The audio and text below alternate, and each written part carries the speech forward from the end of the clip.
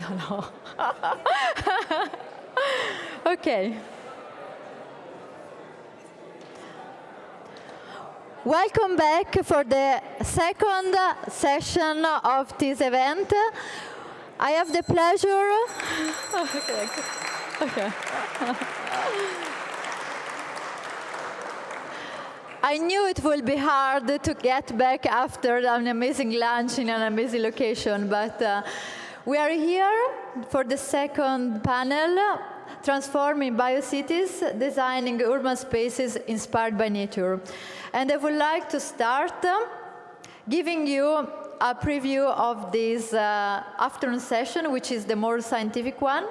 So we will start with the first keynote speaker, Mr. Francesco Rutelli, and we will go over to the second keynote, which is Giuseppe Scarascia Mugnozza, Director of EFI Biocities here in Rome, and Vicente Gallart, founder of Institute of Advanced Architectural in Catalonia and Barcelona. And we continue. The next slide, please. Next slide. We are not, we don't finish so early because we have a nice cocktail in the terrace later, so stay with us. No? No, next slide. Anyway, I have the pleasure to introduce our first speaker and moderator, Mr. Francesco Rutelli, who is a former mayor of Rome and president for Center for a Sustainable Future. He is also former vice prime minister and former minister of environment and culture. So, Mr. Francesco Rutelli, the floor is yours. Welcome and thank you for being here.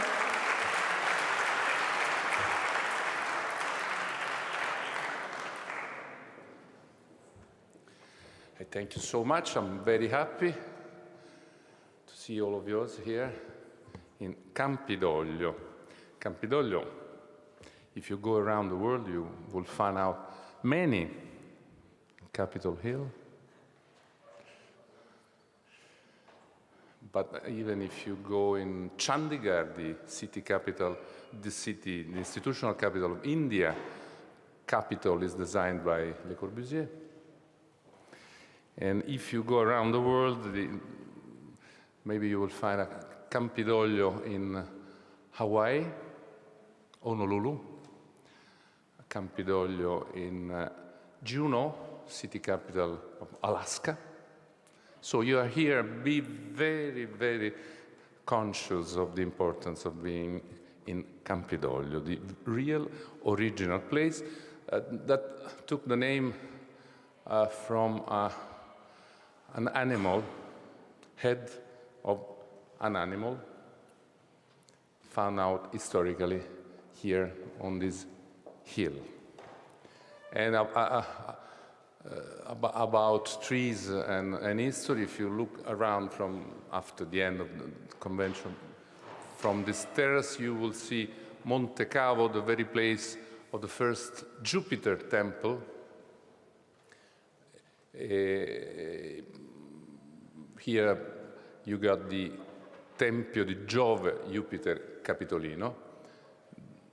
The legend says that deciding where Rome had to be created was due to the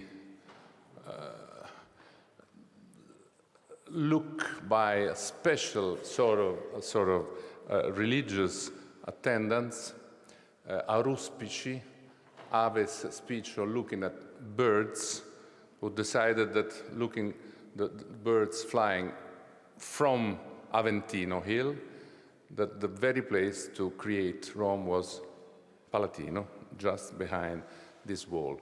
So my duty is not to give you, I really thank Giuseppe Scarascia Mugnozza and all of you in this fantastic initiative and so promising, so important institution created here in Rome, internationally with such a huge and qualified European audience. My goal is not to give you some scientific advices, but exactly to try to give you a small and friendly, informal context about Rome and trees. As you know, the mother of the two founders who were sent to Palatino to fund the city, their mother was named upon Rea Silvia. Silvia is selva, forest. And that's the real dimension of the ancient Rome.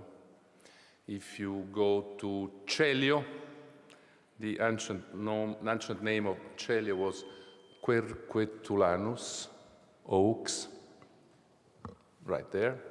If you go to Esquilino, the ancient name was Fagutal, from beach. And maybe if you go to Piazza del Popolo, everybody thinks where big mass crowds, events are held. Piazza del Popolo is maybe or more likely named upon a populus, poplar, rather than people, popolo. So everywhere you go in this city, and I could continue with onomastic and toponomastic, but would be too long. You will find this experience. But I think one of the most important things to understand about Rome and its history is the fact that nature sometimes overwhelmed the humans. You know that very likely in the 2nd century after Christ, this city reached around 1 million people living in, 1 million inhabitants. But just a few centuries later, just 15,000 people remained. And vineyards, cultivations, orti were back. And maybe if you want to see something reminding this sort of incredible experience, shrinking from 1 million to 15,000 people in a few centuries, you can go to Celio Hill. I quoted for ancient oaks. Celio Hill gives you still today an experience of what happened when vineyards, gardens, and green areas were dominating in this city. Of course, it would be very long to talk about how the Romans were able to satisfy their nutrition needs, but there were still important farms in the city.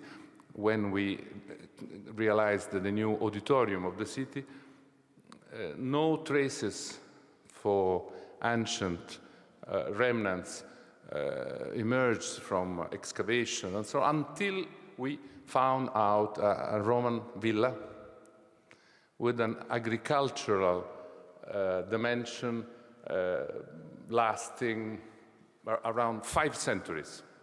Nothing left, exception made for the remnants of the rural activities in the very area of the contemporary auditorium. Rome is today a green capital for Europe. No other city has such a huge territory, 129,000 hectares.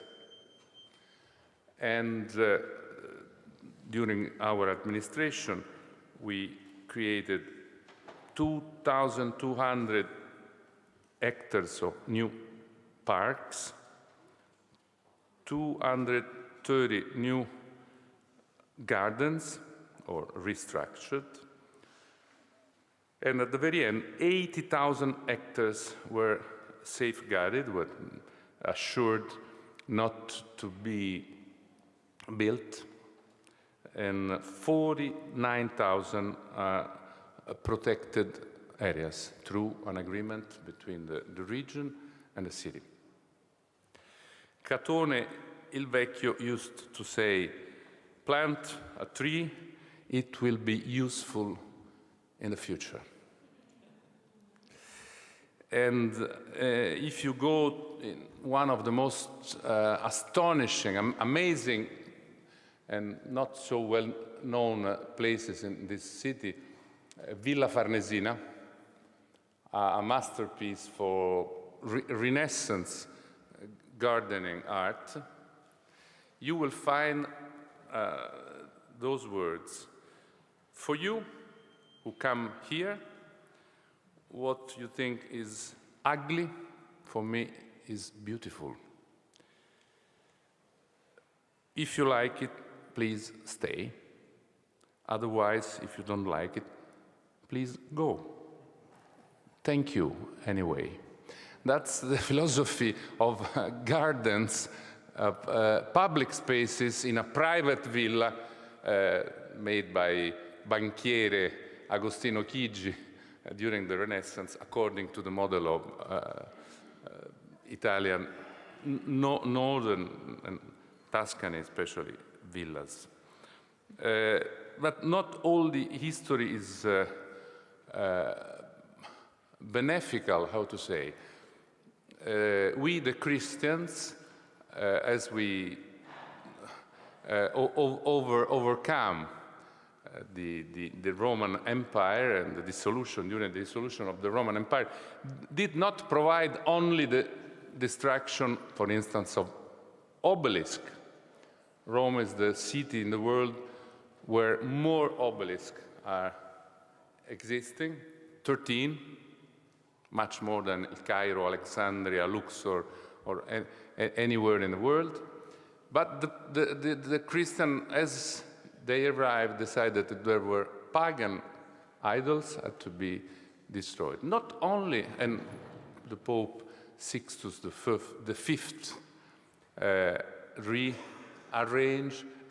made a sort of new semantic of this obelisk, putting a cross over the obelisk that were erected, and also giving some advice for walkers, pilgrims and tourists of the time. And since then, you will see obelisk in front or behind the great basilicas, churches, and great squares of Rome. But also small group of trees were burned because they were a symbol of pagan customs. It happened here in Campidoglio, because in Campidoglio, that was the symbolic place par excellence, the very place, I don't know how to translate that, help me, una radura con alberi. Okay, a field with trees, simple. Una radura, pensavo chissà come si dice in termini scientifici. A field with trees where all ceremonies were held in front of trees. That's very important. Ceremonies, inaugurations, again asking through sacerdoti, birds to indicate. I think it was similar to some polls are made today by politicians. They ask to say what they do desire, rather than really waiting for the polls result. That was, I fear, the same for interpretation of birds flying in one or the other direction. But anyway, we destroyed fantastic ancient gardens. As you know, orti was in the ancient Rome were a private practice. They were not public places, and only under August, some of them were put under the public control, let's say. But just to give you an example when in the Lucullo Gardens in 66 before Christ, 1,600 soldiers were able to establish. Just to give you the dimension of the immense power that was private anyway, that was not, so also in the confusion, the chaos of the ancient Rome, trees were very few, isolated, symbolic, with religious functions, symbolic functions. If you look behind you in the Roman Forum, you will see the three symbolic trees, il fico, l'olivo, la vite, representing the ancient tradition, trees much more important than monuments. The Colosseum, during the 18th century, was very difficult to be perceived because it became a sort of forest. Not managing this building during the centuries, many blocks were taken away to build new buildings. It happens to me to remember sometimes that Ponte Sisto was created by the Pope Sixtus IV, end of 15th century, using blocks from Colosseum and financed by a special law on prostitutes. The Pope decided that because he needed money, and pragmatically picked up stones from the Colosseum and money from this activity. But the Colosseum in the 18th century was completely overwhelmed by vegetation. It was a sort of great green monument. Nobody could think about that. Nearly 700 different species has been registered. Among them, more than 400 destroyed by weeding for archaeological needs. So archaeology won over a forest. But it was Colosseum, so it may happen. Also, this city experienced a very bad moment, end of 19th century. The necessity of building residences, public functions for the new state established in the new capital, in the new city capital, brought to distractions, to an incredible amount of devastation of ancient villas. And I like to remember a fantastic man, a fantastic personality, Rodolfo Lanciani, an archaeologist and a scientist at the same time, to say that this practice, this experience was a catastrophe and a crime against nature and the Rome's heritage. That was also a green heritage, not only historical monuments and archaeological heritage. He said that we are provoking, and he attested that, an augmentation of the average temperature during the summer by 2 degrees, the destruction of great villas in the city of Rome, and a diminishing of the oxygen proportion in the atmosphere of the city. That's very relevant. You have to think that Rodolfo Lanciani used to say that 1 century ago. So I will end my introduction remembering that there is always a balance to be found between the great experience of romantic travelers who find nothing better than visiting the Roman Campagna, l'Agro Romano, with these ruins, magnificent, in the middle of nowhere.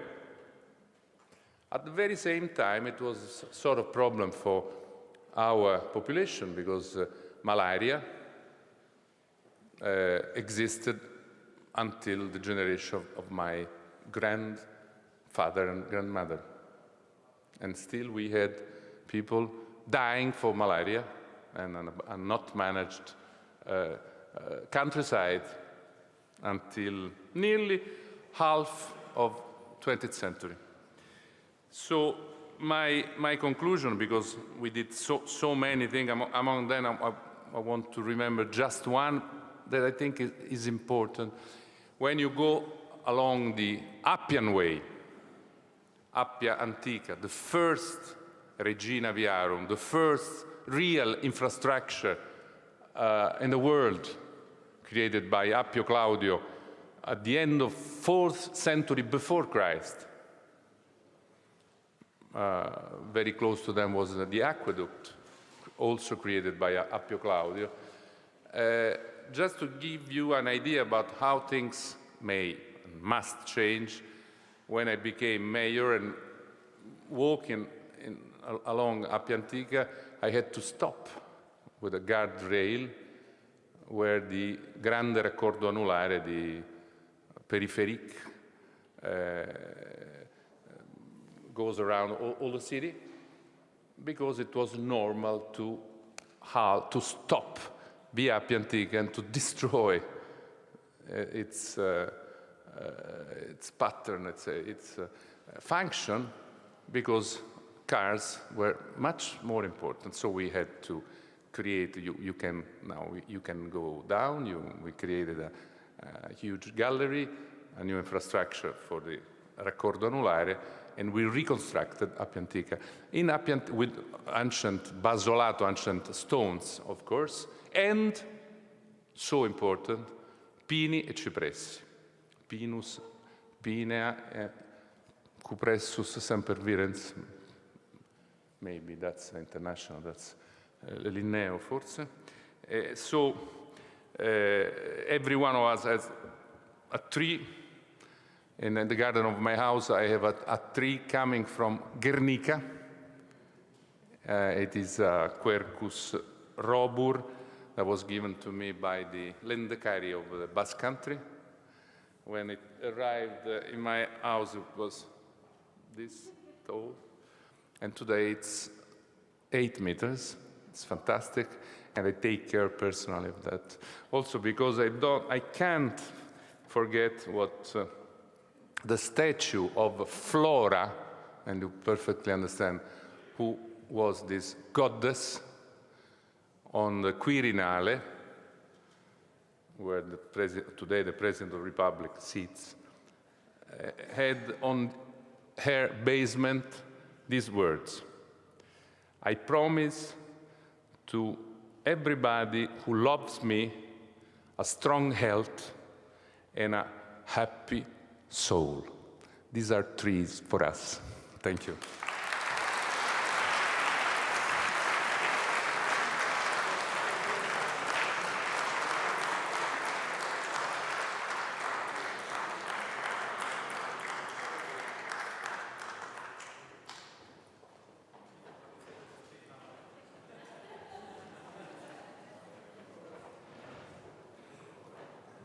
Thank you, Francesco, for your words, and thanks to all of you for being here. Thanks for the EFI staff that has been really great supporting all those events, because it's 3 days that we are going on.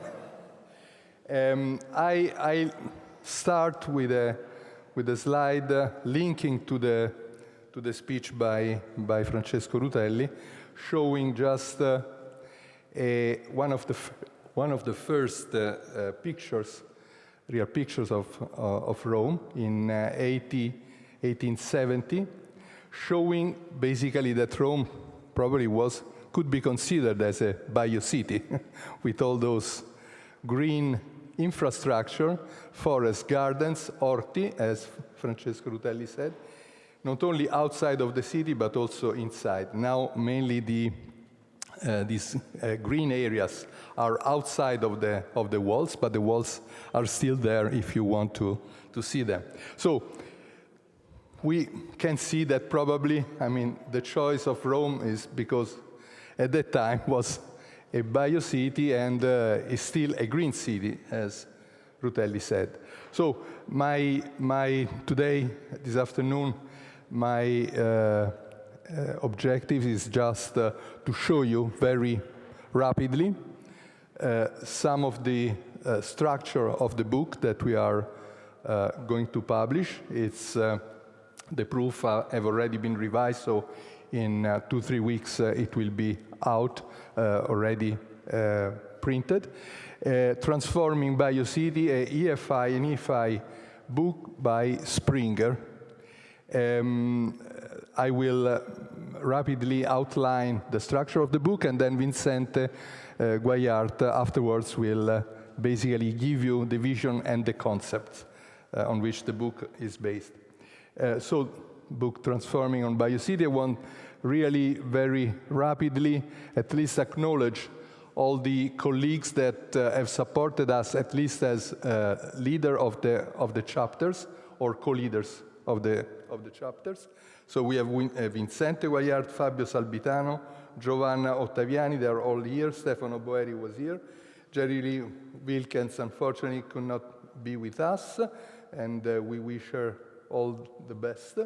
Giovanni Sanesi, Arne Saibo from Nibbio, Thomas Randrup from Stockholm, Silvano Fares, who is here, Monica Ubalde also, Payam Dadvan, Daniele Bagnez, Massimo Fragiacomo, Maria Chiara Pastore, Bart Mois, Michael Salka, Clive Davis, Simone Borelli, and more co-authors. But I thought that it would be good to acknowledge all the work that they have done, and this was sponsored, this joint effort by EFI.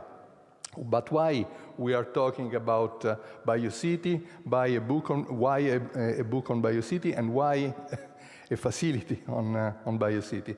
So, as you know, it was also mentioned today, the footprint of cities is very high, with only 3% of land occupied by cities in the world, and probably, unfortunately, a little more in Italy, I think around 7% or something like that. I mean the cities, because we are all citizens, we produce, 60% of the global waste, consume a lot of natural resources, and produce greenhouse gases. And so we are basically the cities are a major cause of climate change. But at the same time, and today it was mentioned in the panel, the footprint is not only a material one, but could be also in the way people think, because we can estimate that even 98% of Europeans thinks urban. So really there is a strong impact and a strong footprint of cities on the biosphere, on the hydrosphere, on the atmosphere around us. So at the same time, of course, we have to tackle all of this, and in order to tackle, let's say, climate change and all the impact by city, the effort, the endeavor could be a really extended and complex issue, and as it was mentioned today, really we need a concerted activity of different disciplines, different competencies, different skills.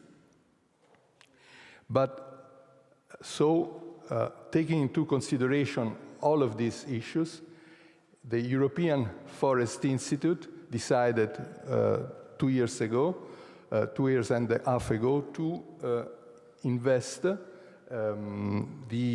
funding, the network funding, a specific funding devoted to concerted activity by different groups of EFI and also outside EFI, to develop a green book of Biocity. And activity basically was taken up by two different consortium, the Biocity Consortium and the Rebio Consortium, that eventually, at the end of last year and the beginning of this year, produced the research agenda and the green book that I'm just showing to you. So thanks to the generous support by EFI, we have been able to develop the research, let's say, proposal, suggestion for the future activities of the Biocity facility, but also we try to settle down, let's say, the knowledge that have been gathered up to now, and also the knowledge gaps, dealing with the issue of transforming biocities in this Springer book.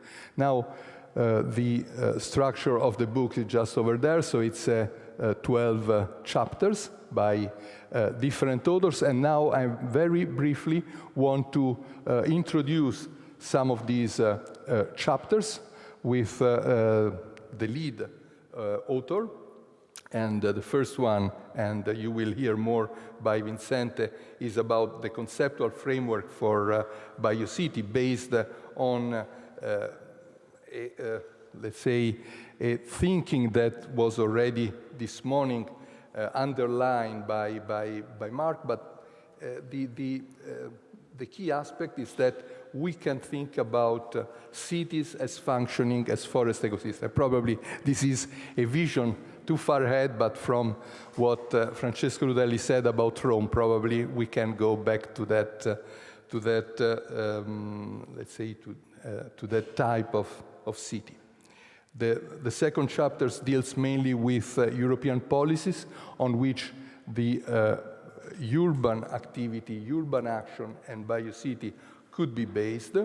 And you can immediately see that there are a concerted series of European policies from the Next Generation EU to the EU Forest Strategy, the biodiversity, and also the urban agenda that really set the stage for research in this field.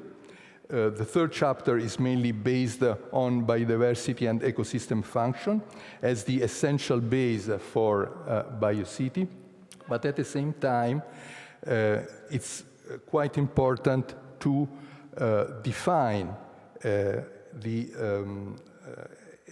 real and truly adaptive management for the green infrastructure of Biocity so that we can develop green infrastructure and urban forestry with people rather than just for people. So the participation approach is absolutely fundamental, as it was underlined also this morning. Two other chapters, one on deal with really very key issues like mitigation and adaptation for climate change by Silvano Fares. So trees, forests, and green infrastructure as key tools to combat climate change. But at the same time, the very important role of urban forest and green infrastructure within Biocity is and will be even more in the future as promoters of health and well-being. And this chapter was, let's say, developed by Monica Ubalde, Payam Dadwan, and many other co-authors, defining which are the links between natural environment and health that are mediated by several mechanisms that are, let's say, developed and detailed and analyzed in detail in this chapter. There are two more chapters, one on circular economy, bioeconomy, and not only for renewable material for the bioeconomy, but also other benefits, like, for instance, food, natural fibers, and urban and ecosystem service. And this chapter was developed by Giovanna Ottaviani and his co-authors. But at the same time, at the base of bioeconomy, we have, as underlined in and as developed in the 8th chapter, the wood as a base, and the wood and the biomaterial as the base for innovative materials and design and construction models. And we are going to close. There is the ninth chapter that is about the social environment for Biocity, and underlining a very important aspect that is environmental justice. And at the same time, also the chapter 10 deals with the nexus between urban and rural area in the so-called biocities that are connected, that should be connected to bioregion. And finally, the 11th chapter deals mainly with the economic aspect and the necessity to mobilize private sector investment, but I think that Mark already explained it very well this morning. And finally, the 12 chapters by Clive Davis and other colleagues is about the envision of a city, just like a forest analog, with the 4 principles on which biocities are based that were shown this morning by Marco Marchetti. With this, I close this rapid presentation, and I give the floor to Vincente Guayard for the vision on Biocity. Thank you.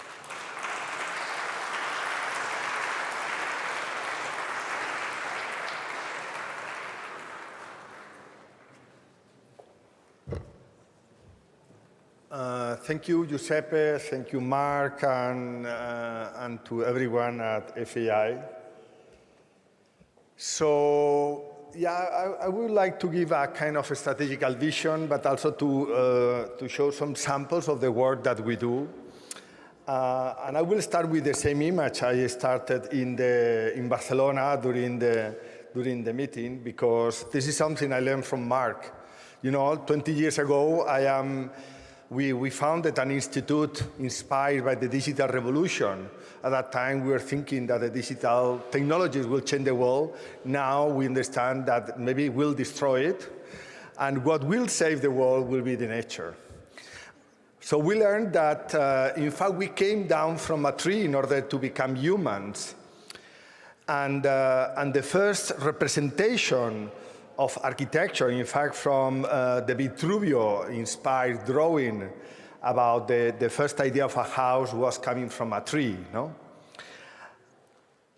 I was chief architect of Barcelona during 4 years, and being chief architect, if you don't have a long-term vision, what you do is business as usual. And then from that point of view, I did this diagram where I explained that our city was founded by the Romans, no? Rome was founded 4 centuries before, but 4 centuries after, some Romans came some place in the Mediterranean. They founded a place called Barcino. And I found a pattern of transformation of the city following some acceleration. So that's why when I was chief architect, I say we need to have a vision for the year 2050. At that time, people thought we were crazy, it was too far away, etc. But what I understood and what I learned is that cities are the human artifacts that take longer to be transformed, but are the ones that remain longer. And also I found that a pattern that in cities has been transformed, cities model has been transformed in Europe every 50 years since 150 years ago. And transformation came after big crises and also sometimes wars.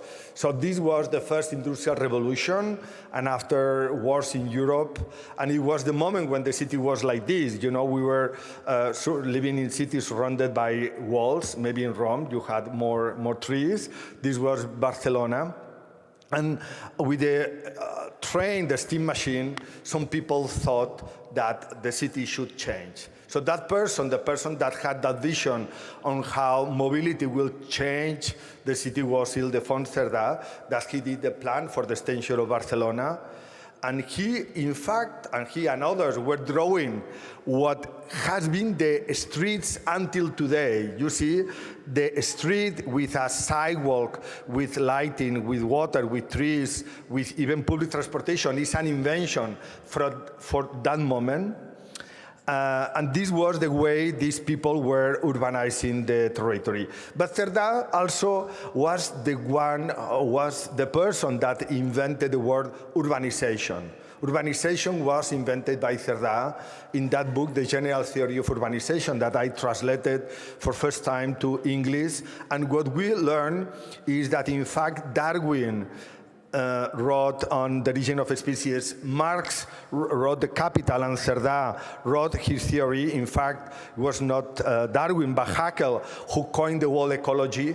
The word ecology and the word urbanization were coined at the same moment of the history.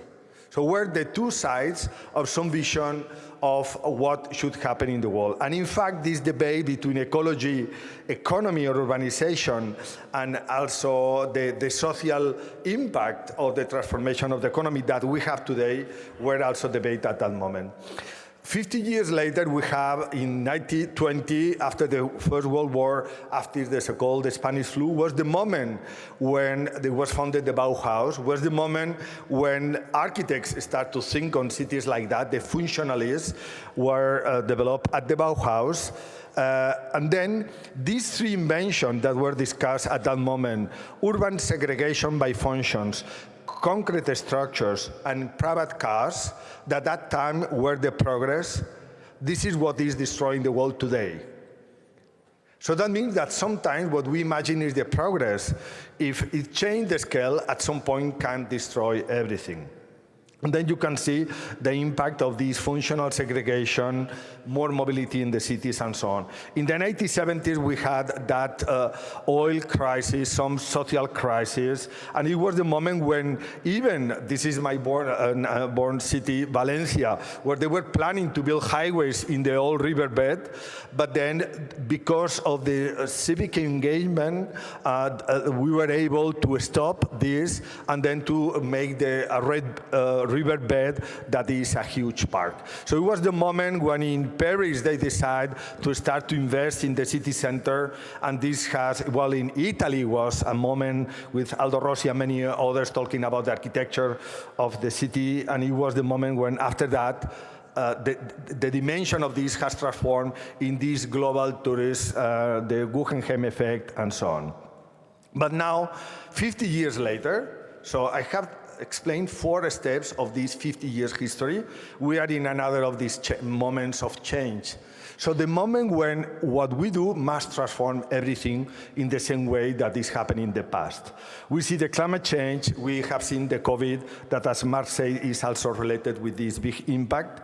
And then in the city where I live, in Barcelona, I want just to give you one sample. When I was chief architect, we had this roundabout in the city center that was built, in fact, in the Barcelona in '92.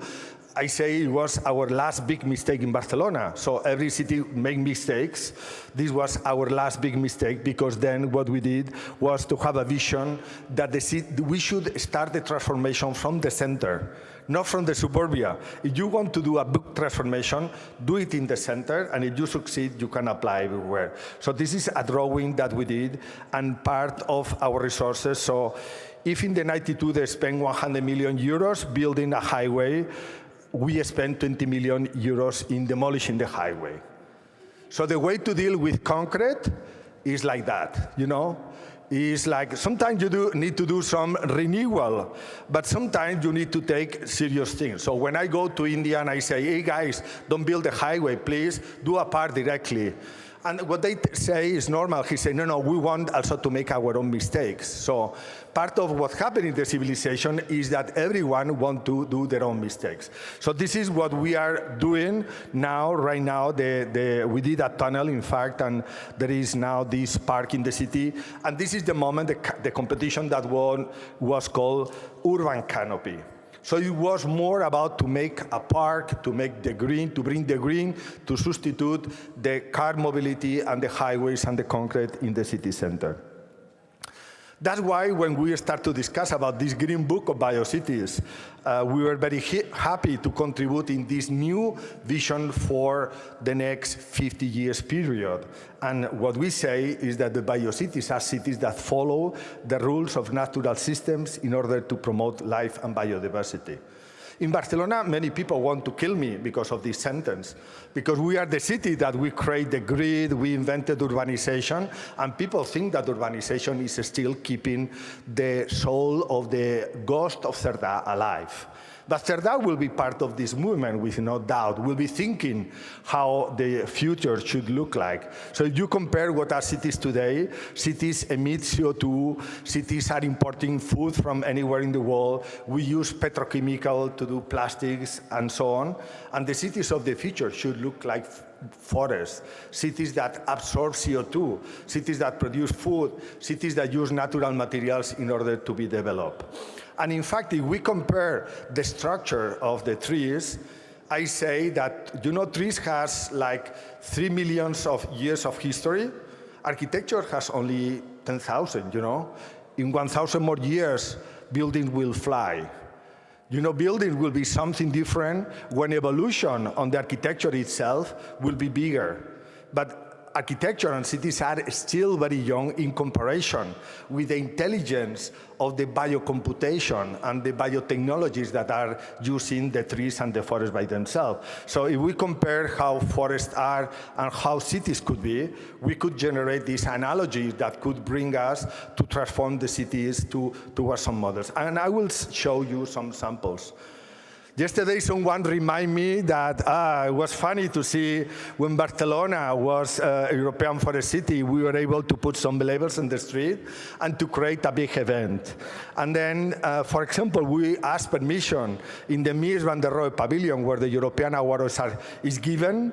This is the temple of the modern architecture from 1920 in order to do a timber pavilion there. So we create a dialogue between the concrete of Mies van der Rohe and the timber in order to create this new pavilion that in fact was opened by Mark and all the community of European Forest Institute members. We were also doing this onyx wall using robotics in order to show how to transform the onyx from the Mies pavilion into a timber material with some complexity.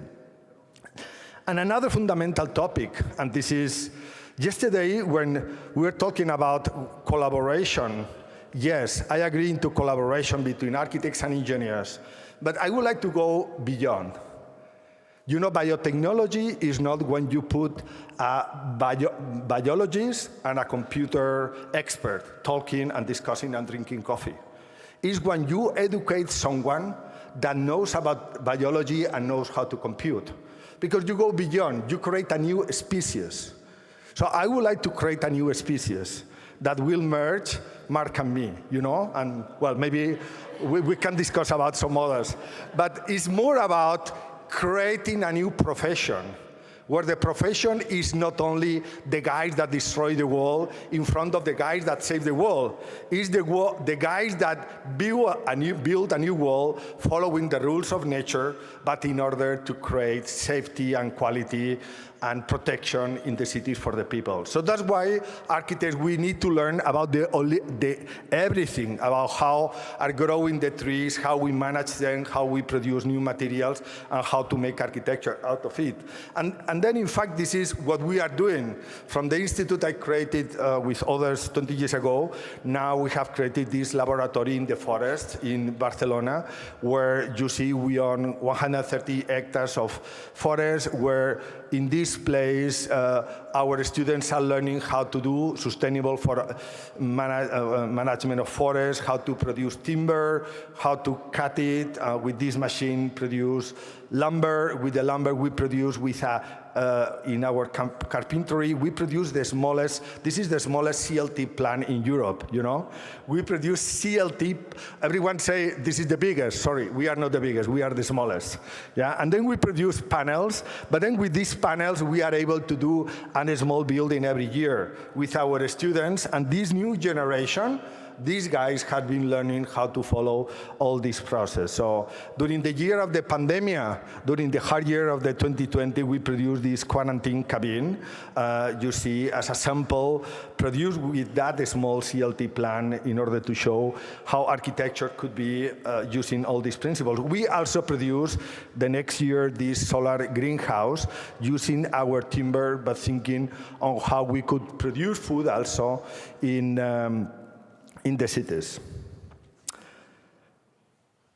And we are dealing with software and traceability. But the interesting thing is also the city of Barcelona decided to launch a competition where the reduction of price for social housing, 40 social housing apartments, with the reduction of price was only 10% of the points. But the reduction of CO2 was 30% of the points. And reduction of time of construction was another 30%. So that means that the government are fundamental in order to define the rules of the games. If you say, you need to be ecological, but I will hire the cheapest one, it's impossible. Because you need to be smart. You need to be, we need to pay what the thing at cost, and when we will have more volume, things will be cheaper. It's like the solar panels. At the beginning were very expensive, and now they are cheaper than coal. With timber, it's happening the same. So we want that competition. And then this is the structure of timber, and also we were able to convince them to put a solar greenhouse on the rooftop of the building. So this will be the first building in Barcelona where the citizens will be able to grow lettuce in the rooftop. This is the solar greenhouse, and here you have. And this is a picture of today. So we are one floor per week. The structure is growing. And for me, it's fascinating. You know, I was educated using concrete, where the construction was a very dirty place, very informal, very irregular, very Mediterranean, you know. And then now we are doing buildings like this. We look like North Europeans, you know. We look like rational people, you know. We look like people with some fibers, people with helmet. So it's quite amazing what the construction system is transforming the society and the economy, you know. Everything looks like straight. Everything looks very fast, very clean. So it's quite amazing. It's not only about the technology, it's about the education of the people. And talking about education, we are also doing a project in Africa, because part of our mission is to see how we can deal with the question of Africa, because this is how they built in Africa. You know, in Barcelona, we are disasphalting streets. We are demolishing concrete highways. And you know what they are doing in Africa? They are asphalting streets because they have their street with earth. They want to have asphalt, and they want to have roundabouts. So there is a kind of disconnection between what we are trying to teach to the world, but what other people in the world are really doing. And I agree that they should make their own mistakes, because by making mistakes, they will learn. But we should find a balance about this. So in our conversation for a school, I got a commission to make a school. I say I want to do with local timber, and they told me that that's impossible, because they are using their timber to export to China. So how come they can use their timber for their own buildings? They are doing buildings with concrete that is much more better. You know, I am working with some nuns. In fact, the mother of that order is living here in Rome, so it's a kind of miraculous that we are building that school in Africa, in Cameroon. Then I went also to the forest. I learned that they are doing incredible sustainable management in the forest. They take only big trees, very few big trees, in 1 hectare, and they come back to that forest in 25 years later. So some countries are already taking very seriously the forest management, how to create value, not only to export logs that these generate very low value, but how to do things like this. So we were talking with them, we were learning. This is the school that we propose with timber structure. And we thought that through the education, if the kids learn in one school of timber and make with ecological values, we'll learn a lot. So these are pictures of the structure, how it is right now. It's kind of amazing that these people that they told us that they wanted to do with concrete, they are doing this because they learn really very fast. And what we are doing is really doing a modular system in order that they can repeat, they can copy, something that can be reproduced with no fear. Yeah, and this is, so the school should open the miracle is that it should open next September. And also we are learning and we are working with the kids in order to define and to design the interior, what at the same time is very funny. No? There will be some ecosystems and we'll reproduce with that. The last thing, very fast, we were developing a Biocity project in Gabon, so it's not only about buildings, but it's about how to define a new way to make cities. This reminds me a bit what we saw about Rome, or what about mayors say about producing food in the city center, how we can create this as a market, how we can develop, imagine together the local identities by using their local products and by, as someone say, saving the planet to rebuilding it. It's not about not building anymore, because in Africa, more than 1 billion people will be urbanized in the next 30 years. That means to build one Rome every month in the next 30 months in Africa. So this is huge process is going to happen.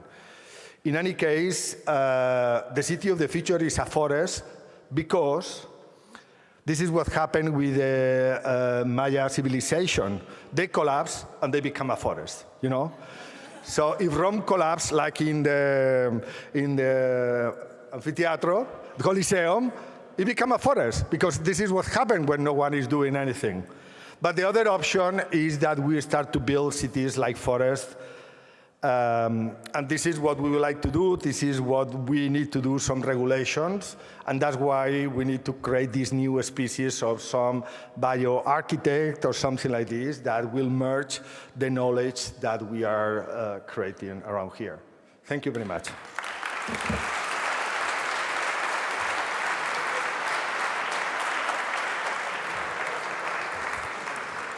Thank you, Vicente.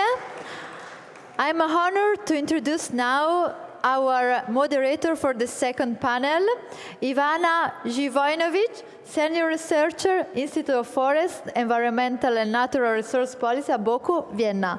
The floor is yours.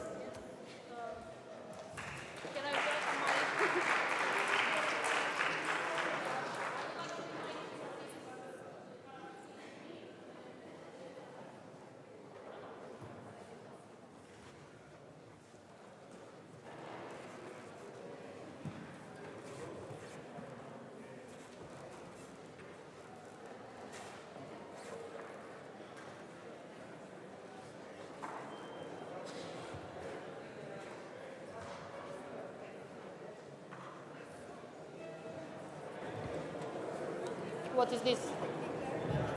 I don't need. Yeah. Remember who is there? Oh, who is there? Sitting. Okay.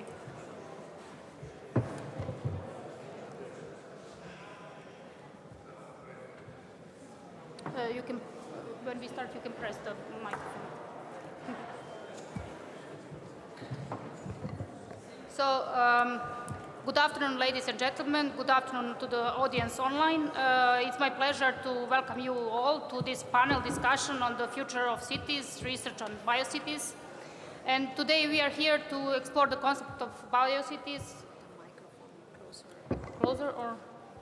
So how this concept of biocities can change the way we live, work, and interact with our urban environment, and how scientific work, more.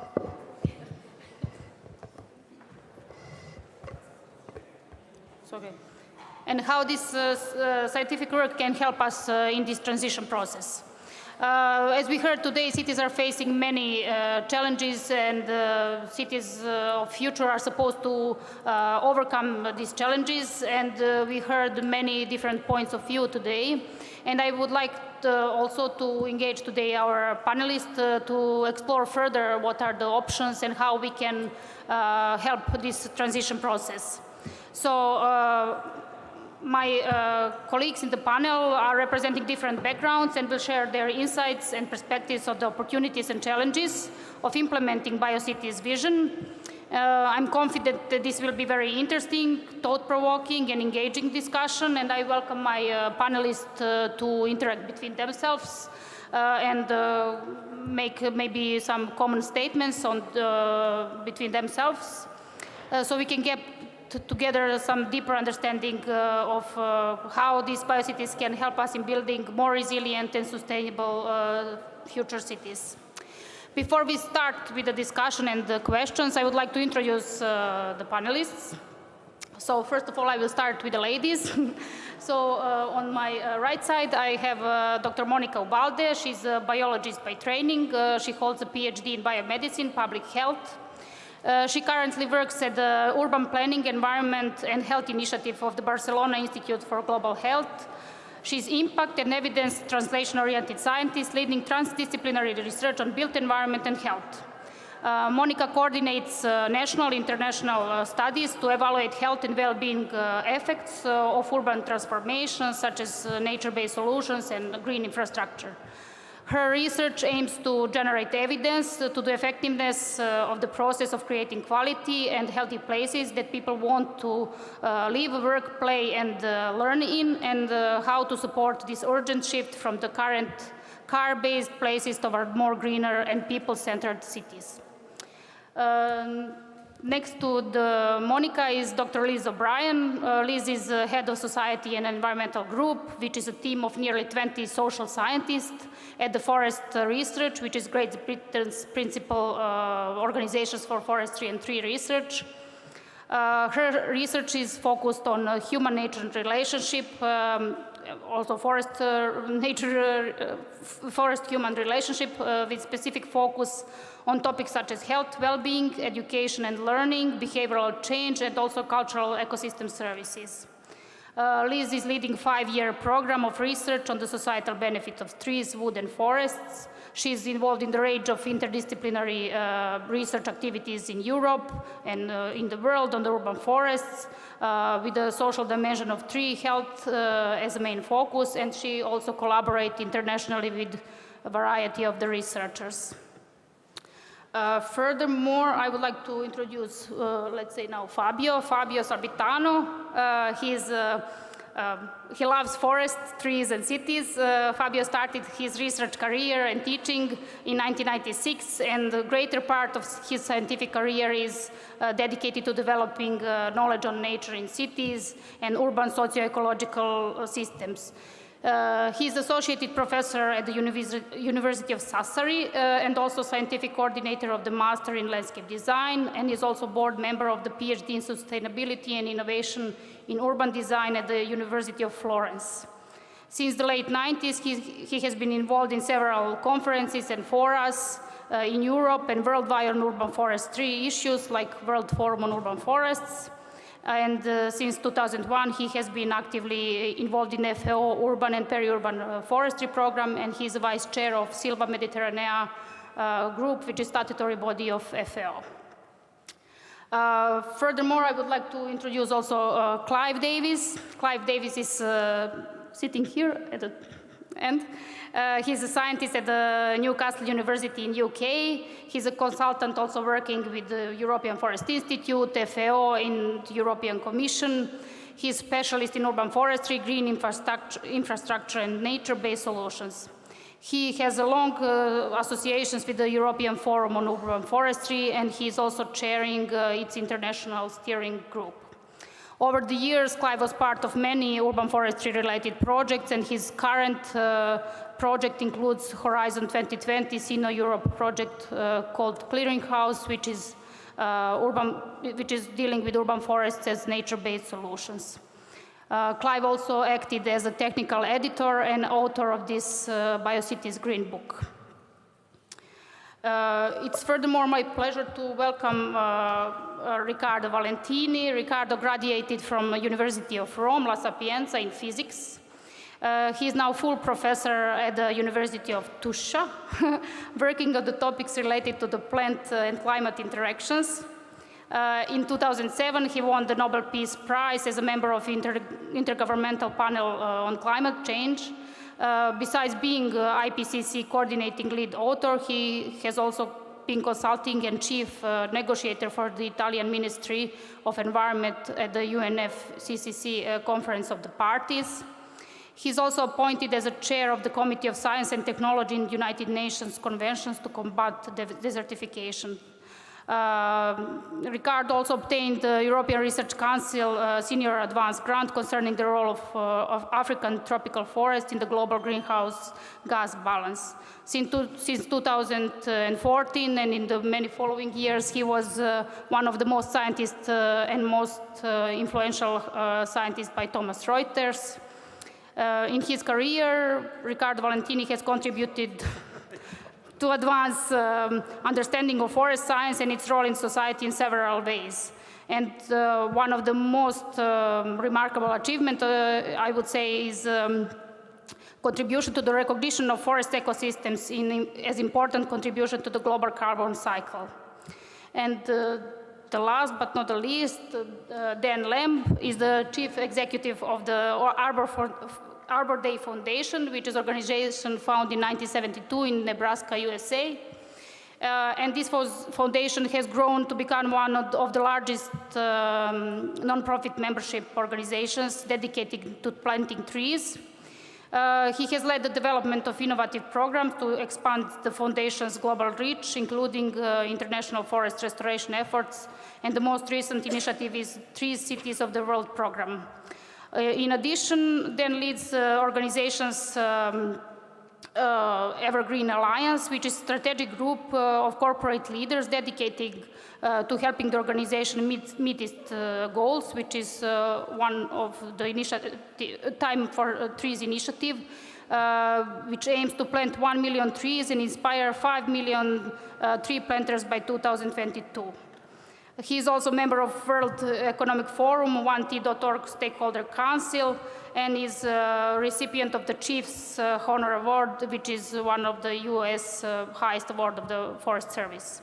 He is also a frequent resource for publications and news, and he is also author of the book, Now is the Time for Trees. It's my pleasure really to sit next to such remarkable experts and scientists, and I would not repeat too much about what we said. So Green Book on Biocities is already introduced. I would like just to point out that next to the Green Book on Biocities, we also developed research agenda. This initiative was led by Jerely Wilkes-Aleman from Bonn University of Applied Sciences, together with the other 11 partners. And this is a foundational document for the further research and initiatives in this area, and is particularly important as it aims to facilitate the transformation of these existing cities toward more sustainable and resilient urban environments. And this book is initial piece, but it can guide development of innovative solutions and strategies and support research in finding new ways to do and help this transformation process. So I would, building on this agenda and also the work that was done in the Green Book of Biocities, I would invite panel to discuss knowledge that we gain through this process. So most of you have been involved as in the developing Green Book of Biocities or as experts for the developing research agenda. And from your point of view, I would just start with initial questions on why would you recommend to read the Green Book of Biocities and what makes this book unique? So please, just shortly, one sentence to introduce the topic. We can start maybe with Clive. I'm never sure it's good to go first. I hope I don't live to regret what I say. When I was invited to become part of the team of people working on the Green Book, I became quite excited very quickly about the proposal. And that largely came about because I've been having increasing doubts about the direction that some sustainability initiatives have been taking. There's been much discussion over the last 20 years about smart cities. But the more I read about this, I've begun to be convinced that actually putting our future in the hands of the element silicon may not be quite what it was set out to be, and that actually we should look towards biology and organic carbon as the solution to many of our problems. And so that was for me the starting point of this journey.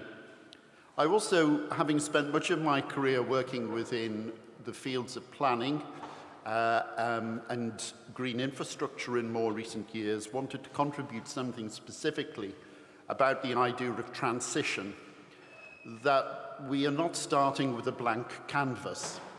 We already have cities, including this fantastic city we're in at the moment. So it's not a case always of starting with a clean sheet of paper, as we would say in English, but actually deciding how we can go about transitioning over a realistic timescale that is politically acceptable to to society as a whole. And perhaps my final comment was, the word was used this morning, was to think about the terminology, or the term I wanted to use was the analog. That actually in a forest ecosystem we have an analog for what urban living in the future could mean. And maybe we can explore that a little bit this afternoon. I'll say no more at this stage. Okay, Liz, maybe you can continue more on your opinion why the Green Book of Biocities is unique. Thank you. I think that the Biocities Green Book is unique because it comes at a critical time. We've got increasing focus on nature, the importance of nature in urban areas. We've got increasing urbanized societies facing a whole range of different challenges, from climate change to biodiversity loss to physical and mental ill health.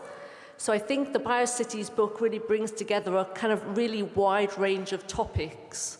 And that's really kind of focusing on many different things, but from my perspective, we were focusing on the kind of social environment, and particularly on marginalized groups and social and environmental justice issues.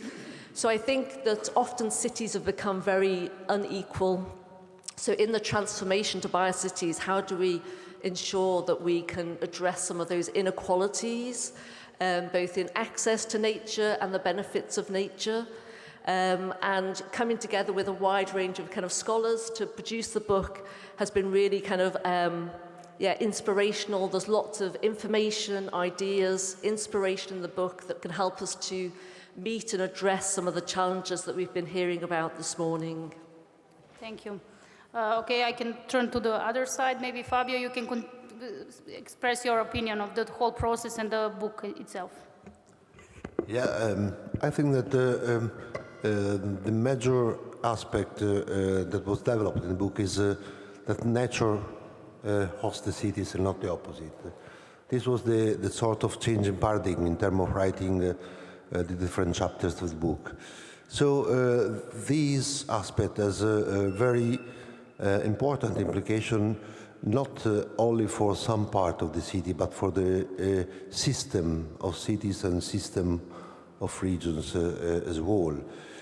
I think that the most exciting thing we made was the exercise to glue together different disciplines, different perspectives, multiple perspectives.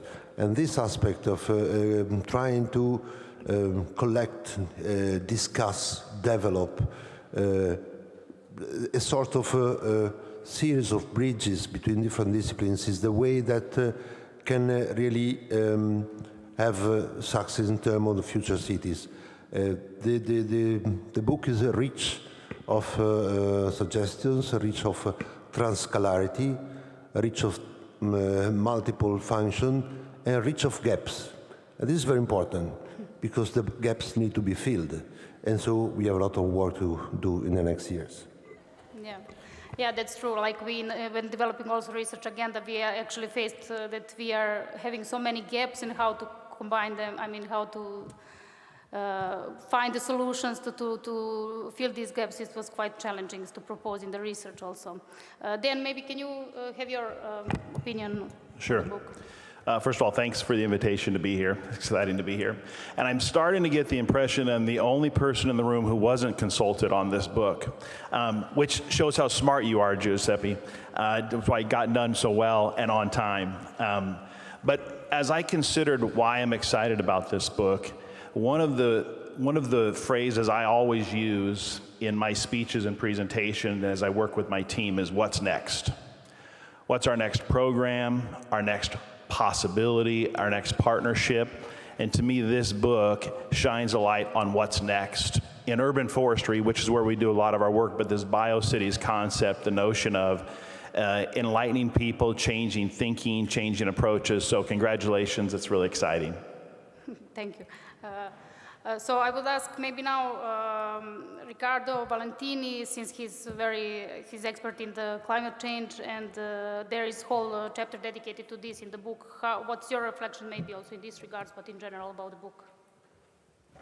Yeah, thanks. I think that, okay, in general, the book is really fascinating, also because I echo what Fabio said before. It's a multidisciplinary approach. And you know, in science, I'm speaking about science, we are still too much divided, you know, between disciplines. So basically, you see how the academics are organized, the scientific institutions are organized. You are chemistry, physics, mathematics, biology. But in reality, we need a problem-solving science today. So we have problems, and the problems are complex. And this is an example of Biocities. No? We need all the disciplines in social sciences, humanities, maybe artificial intelligence, maybe other things that we don't know yet. And that's, I think, probably the book could give another perspective. It's an example of Biocity, is an example of multidisciplinarity, is an example of a problem, solving problems, gathering together the best people we have. And this was successful to really bring the people from different perspectives. So I think this is an important really point. Of course, the climate part is also very important because the cities are in the middle of the climatic crisis, and the people is living mostly in the cities, so they will suffer from that. So these are the places where we also have to find solutions to adaptation to climate and also mitigation, but also adaptation because there where people live. So, and so we have to transform the urban infrastructure to adapt to climate change. And this way, the nature-based solutions, the green infrastructure, can help a lot in doing that. Yes, thank you, definitely. And Monica, maybe you have some final thoughts on the book? Yes, I don't know if this is the easiest or the hard part, but most of the things I think have been said. But I will say that the Biocities books is a brilliant compilation of an holistic compilation of not only research evidence but also expertise and evidence. And it gives in one book like all the ingredients that we need to really go to Biocities with all this multidisciplinarity and translational components. And I see this book as a pioneer book. So far as I know, this is the first time that all the ingredients that we need to connect to go towards Biocities has been done. So I think we already know a lot to what to do. We have a lot of evidence-based, but we need to do how to do it. And I think that the book provides this guide to go through move forward towards these Biocities. Yes, yes, I agree, and I mean it's as it came up in all of your answers that this multidisciplinary and transdisciplinary approach is needed, and I'm happy that all of you are having, to some extent, different backgrounds, although many of you in natural sciences, but still, in this next block of questions, I would like that we discuss a bit more from your backgrounds and your work that you did in the Green Book. So I would start with Clive. You are a founder and board member of European Forum on Urban Forestry, and you have been strongly involved in developing several chapters of this Green Book, including the last one, with the transition and the pathways to the transition to the Biocities. But I would like to ask, which role do you see will Sustainable Development Goals play in the context of Biocities? Which role do you see will the Sustainable Development Goals play in the context of Biocities?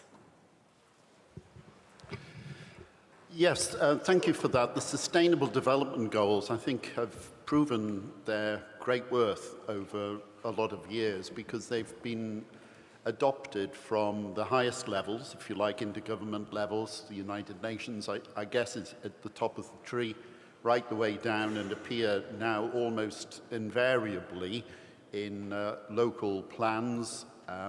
People are eager to meet not just the high-level sustainable development goals, but as often people forget, there are targets within those as well.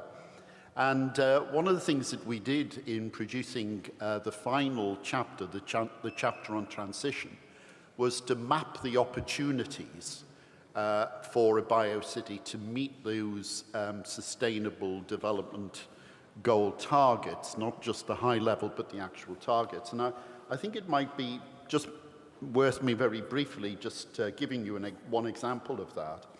If you take, for instance, a Sustainable Development Goal 16, there is a target 16.7, and we have identified that biocities reflect the commitment to leaving no one left behind, and therefore strive to achieve equal and fair distribution and access to green spaces and green jobs through inclusive and participatory urban planning and management. Biocities support participative and representative decision-making processes. And we have a range of those examples throughout. And I feel that the Sustainable Development Goal targets are very helpful for those involved in policy making to be able to say, okay, we've already adopted SDGs within our kind of political and policy thinking. How can we then tie in the biocity concept with those? So in a way, by referring to this particular part of the book, which will be chapter 12, we hope that that arrangement that we've set out there will provide people with very practical steps that they can undertake. Yes.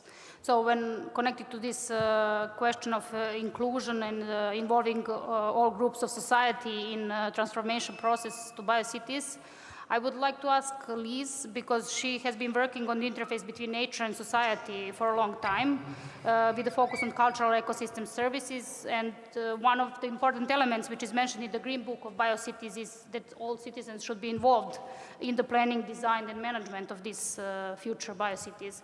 So can you tell us maybe what are some effective ways to integrate cities and particularly marginalized groups in the process of transforming cities to biocities? Thank you. I think there are a range of ways in which to integrate citizens, particularly those marginalised groups, and I think that needs to happen in multiple ways and at multiple levels, from the citywide to the neighbourhood level. And I think it should be started by being grounded in a number of principles so that the concept can be embedded in the Biocities approach. So I think firstly, we need a greater understanding of the values and attitudes and perspectives of the citizens of cities, particularly those marginalised groups, which will be poorer communities, disabled groups, ethnic minority groups. What should a biocity look like for them? How do we involve them? What are the sort of challenges that they want to address, and what are the barriers to helping them address some of those challenges? So I think we also need to kind of facilitate much more community involvement and community engagement, and we talked about that this morning, but that's from the beginning. So thinking about co-design, co-development, co-implementation, co-planning, co-governance. So really kind of embedding this in our institutions and ways of working, including a whole range of stakeholders from marginalised groups, citizens more broadly, local authorities, and diverse stakeholders and planners. So we really need a kind of paradigm shift as part of the governance of biocities and as part of deliberative democracy. And then I think it's also important to kind of target the wider social and physical environment, so not just focus on individual people, and how do we kind of create mechanisms that help to engage people so that it becomes part of the norm, part of kind of everyday working, that people can contribute to positive change. So mechanisms might include citizen panels, citizen assemblies, citywide conversations. And then finally, I think we need a kind of multifaceted approach. So we're not just using kind of one way of engaging people, and we're involving people in decision-making and in action to create and transform cities into biocities. So I think basing the sort of integration of citizens' input through some of these principles is important. There's a huge amount of social, cultural, and human capital in cities that we can harness if we put some of those mechanisms in place. Thank you. And when we talk about citizens and the benefits that they can get from forestry and green areas in the city, we often come, and more recently, it's very prominent, the health effects on the citizens from the positive influence of the nature in the cities. So this aspect is gaining more importance in practice. I would like to ask Monica, what are some innovative ways or new ways how cities can incorporate trees and forests into their urban planning strategies and promoting public health more? Well, there are many cities around the world, in Europe also, like Milano, Paris, and others. I will talk about Barcelona because it's my city, and I know the innovation that Barcelona is doing, and we are working with in collaboration with the City Hall.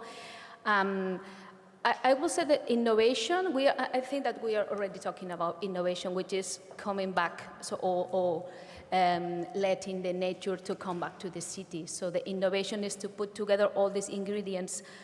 Mark was mentioning these points that he said like to catalyze the new renaissance, we need the symbiosis in between technology and nature. So new technologies should be combined with nature to evolve on the Biocities, but also social innovation. So Liz already talked about making citizens, so the beneficiaries of the benefits from the health, well-being, and social benefits, engage and participating from the beginning. This is innovation, it's social innovation. We don't have to think about promoting or designing interventions without taking into account the beneficiaries, and especially the most vulnerable populations, which are children, the elderly, and people with chronic conditions or different disabilities. We need to give them voice. This is innovation. But also, as I said, to allow nature to come back, because we belong to the nature. We don't own the nature. We are not the owners of the nature. And in Barcelona, for example, actually Vicens has been talking about some of the transformation that the city is moving forward since the superblocks. I'm sure that you have heard about the superblocks program in the Barcelona city that was launched in 2016. Yes. Where the city plans to transform the city towards a more green, healthy, and safer city. And it is controversial because the city has been transformed in the last 5-7 years with a lot of implementations with citizen participation. It could be more real. We can talk more about that, what is real participation, but the city has been transformed in a very green corridor. So far, the superblocks have been implemented, not completely, but also the Green Access Program, which is within the superblocks. It's implemented from the center of the city, as Vicens has been talking, so start transforming from the center and then spread around the whole city.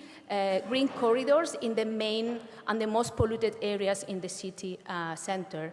And this has been controversial. We are in local elections period now. We are 1 month just left for voting, our local elections in Spain. So now everything has been moved forward very fast to make the transformation a reality, disregarding the political win, because this is health, so health has no political win, and this is innovation also. So hopefully it will continue. And after that, the plan is to make 1 out of the 3 cities in the city, 1 out of the 3 streets in the city to be a green corridor. So it's not only to plant a tree or to put some green features, but to connect dots and to make green corridors. So I think this is a real innovation to put all these things together. And also just the last point, because I talk about vulnerable populations, the city has also a program to transform school environments, the surroundings of the school environments, as a key point for transforming the city in a very equitative way. So we have schools, private but public schools. The program is on public but also private schools.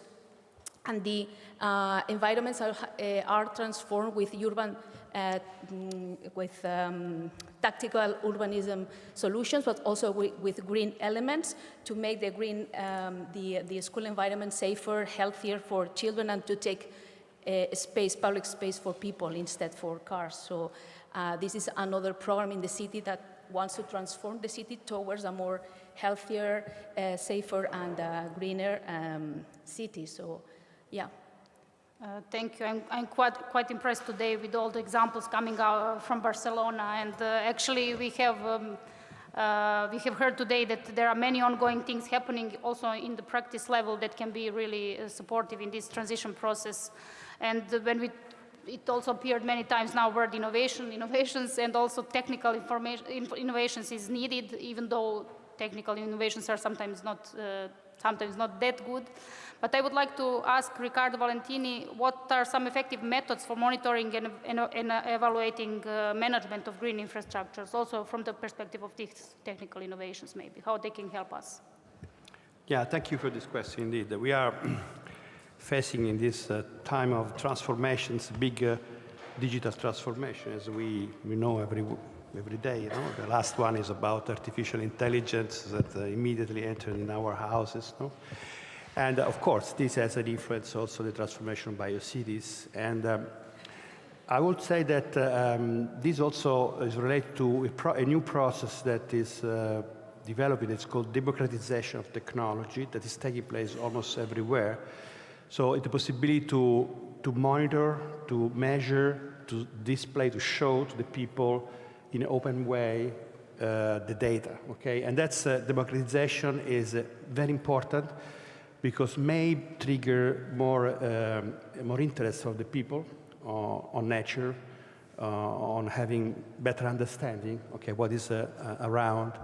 From this point of view, the cities, the biocities could be an interesting place to test this new way. We have the smart cities concept. It's very popular. It's mostly automotive, traffic lights, and alarm systems. And that there is not such an equivalent for nature. No, that's something that still is under development. And for this reason, we have worked a little bit with some colleagues that are also here around on developing some devices to monitor trees, for example.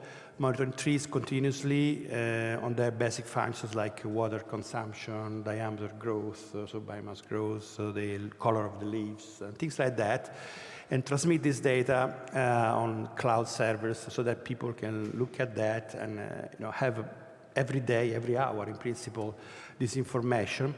This has an important impact because, on one hand, of course, it's good for citizens to know what's going on around, and maybe this could trigger some interest in understanding. Not all the trees are the same. Not all the trees behave in the same way. Even individually, even for the same species, they're different individually.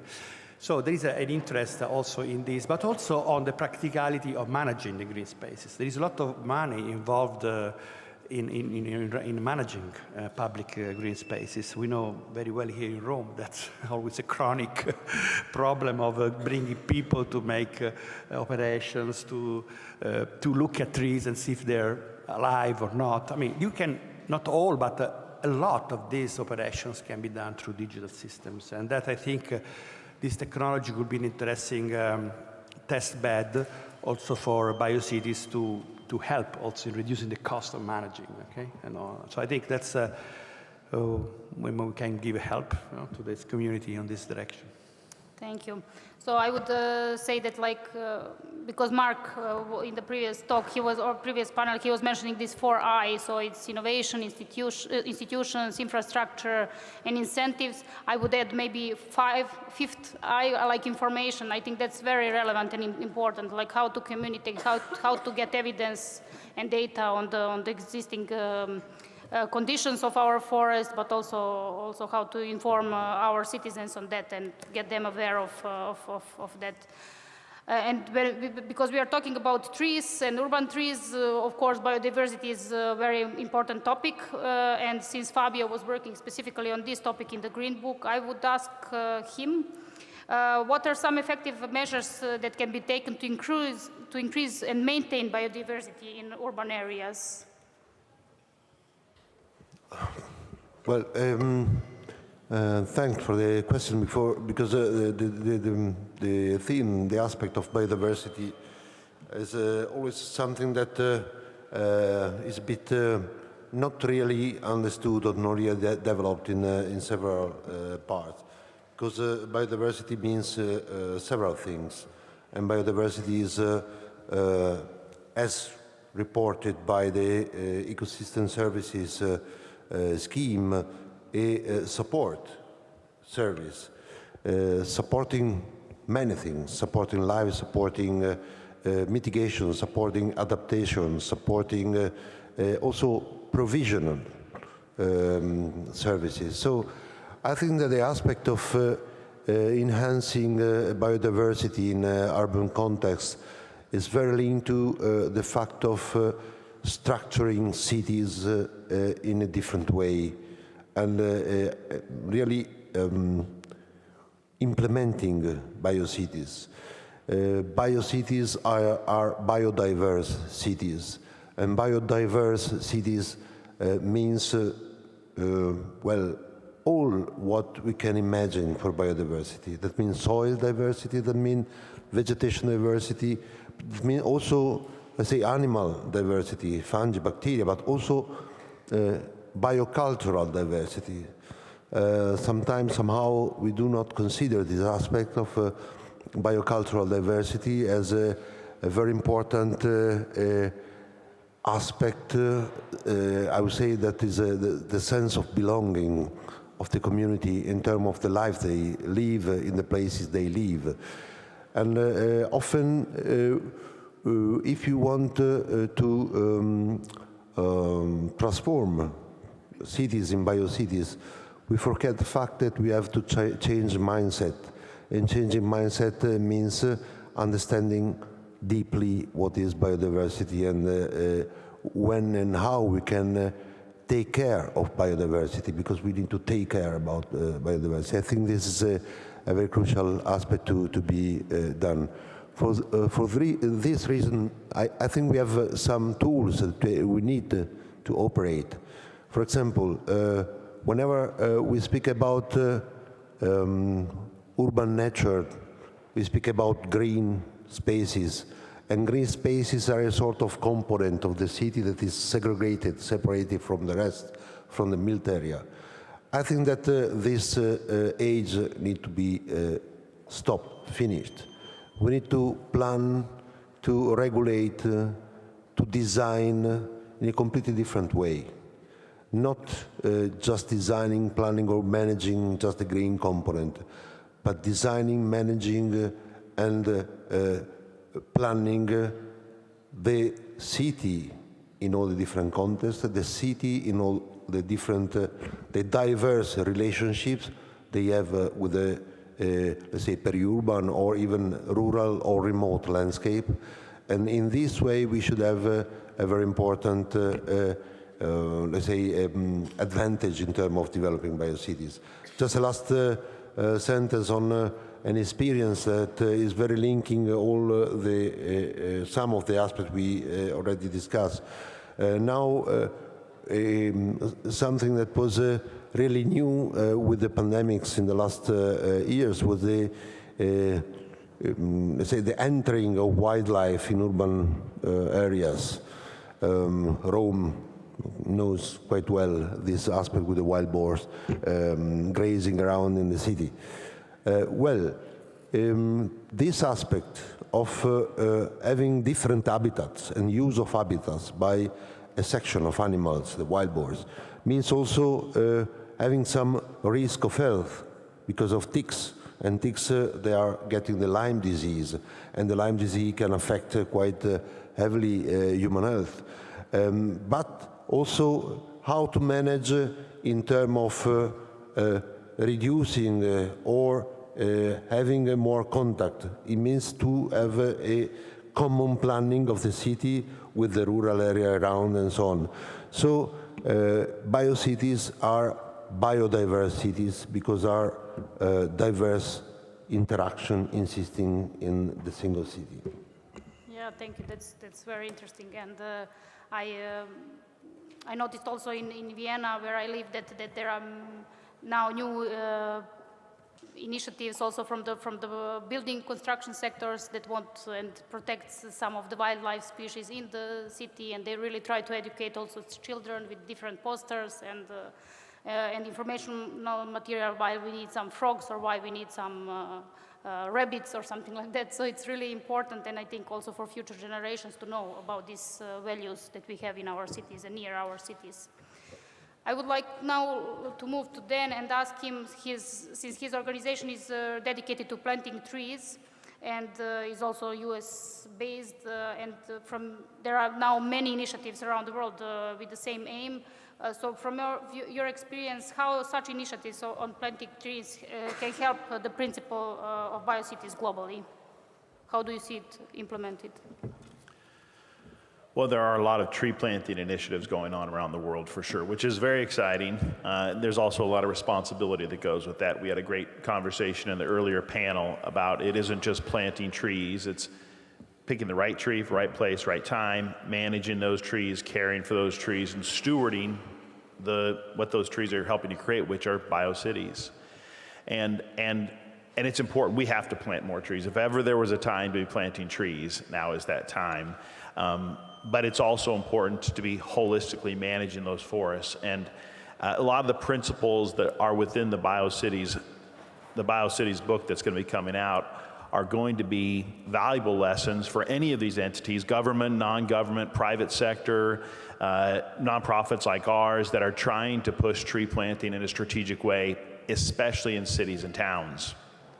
For all the reasons that we're planting, not just for tree canopy, but for health, for economic benefits, for all the reasons that we're planting trees. And one of the responses I wanted to share is, with all those organizations who are planting trees or managing forests, the value of convening them to make sure they're communicating with each other and working with each other and sharing with each other the ideas, the lessons, the mistakes that are made along the way. And in 2018 was the first World Forum on Urban Forests, which was an exciting opportunity. FAO, along with a number of co-organizers, convened hundreds of people from many, many countries to talk just about that. How are we working together, not just regionally or in country, but around the world to share those lessons and ideas? And this October in Washington, D.C., we're excited with FAO and a number of other co-organizers to be organizing the second World Forum on Urban Forests. And it should be a fantastic opportunity to bring together practitioners, nonprofit tree planting organizations, research, science leaders, government leaders, policy makers, utility professionals, certified arborists, everybody and anybody who is engaging in urban forestry work and sharing these principles of biocities to spread the word, to create those ripples and waves of influence, so that if they're running small scale, large tree planting goals at the city level or on a national scale, in cities, making sure they're using these principles and looking at how they are not just counting trees, but making sure those trees are creating the healthy, vibrant, resilient communities we want. Thank you. So it's quite a complex process that we would like to, that we need to develop in order to transform our cities to biocities, and all these many disciplines and many actors that needs to be involved. This is quite a challenging process. And we talked today a lot about challenges, but I would still like to ask individually all of you, maybe Monica from the health and educational perspective, what is the challenge that you see in this transformation process? Well, I will start from the educational because we have been talking about a lot from the education perspective, and it's not only from the citizens, so they need, as we have repeated, be involved and engaged, and for that they need to be informed and need to be educated, but all the stakeholders, so across all the stakeholders in the process. We've been talking about policymakers. They need to be also informed and evidence-based, so use evidence to base their policy designs and to how to improve them and how to change if they are not effective enough to provide benefits at the health, well-being, and social innovation levels.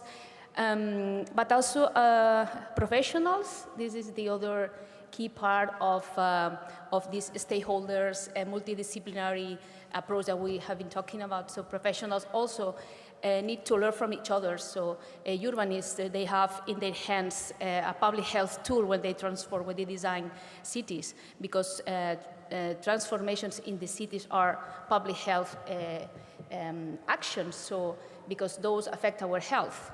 But also I will like to highlight the early generation. So I think also we will be talking about the universities, so people who has been educated at university level as a researchers or professionals. From the very beginning, it would be nice to have in the education all this approach, all this holistic view for moving towards biocities. But I would like to highlight the early ages. So from children, we need to start increasing awareness since the early ages. If children are in their curricula, they have all this sustainability, all these health and well-being and social benefits, information and education in their curricula from the very beginning. They will be growing up with this mindset. So we've been talking about changing the mindset. Now we are in this transformation on this transition area. We are responsible for pushing this forward for the future generations, but we are living a world which is not very easy for the new generations that are coming from our back. So we need to plan them let's say the way, to give them the tools. So they need to be educated from the beginning, because they are the future. They are the ones that will make the real change in a big scale. So we need to help them to move this forward even more that we have started. And yes, we have a really great commitment with that. Yes, you're right. And education is important, and we talked a lot about changing lifestyles, values, and attitudes. And I would like to ask Liz, so also from an educational perspective, but also more larger in the research sphere, how do you see how social sciences can help in this context and contribute and facilitate this transformation? So social sciences obviously studies societies and relationships among kind of individuals, groups, and communities.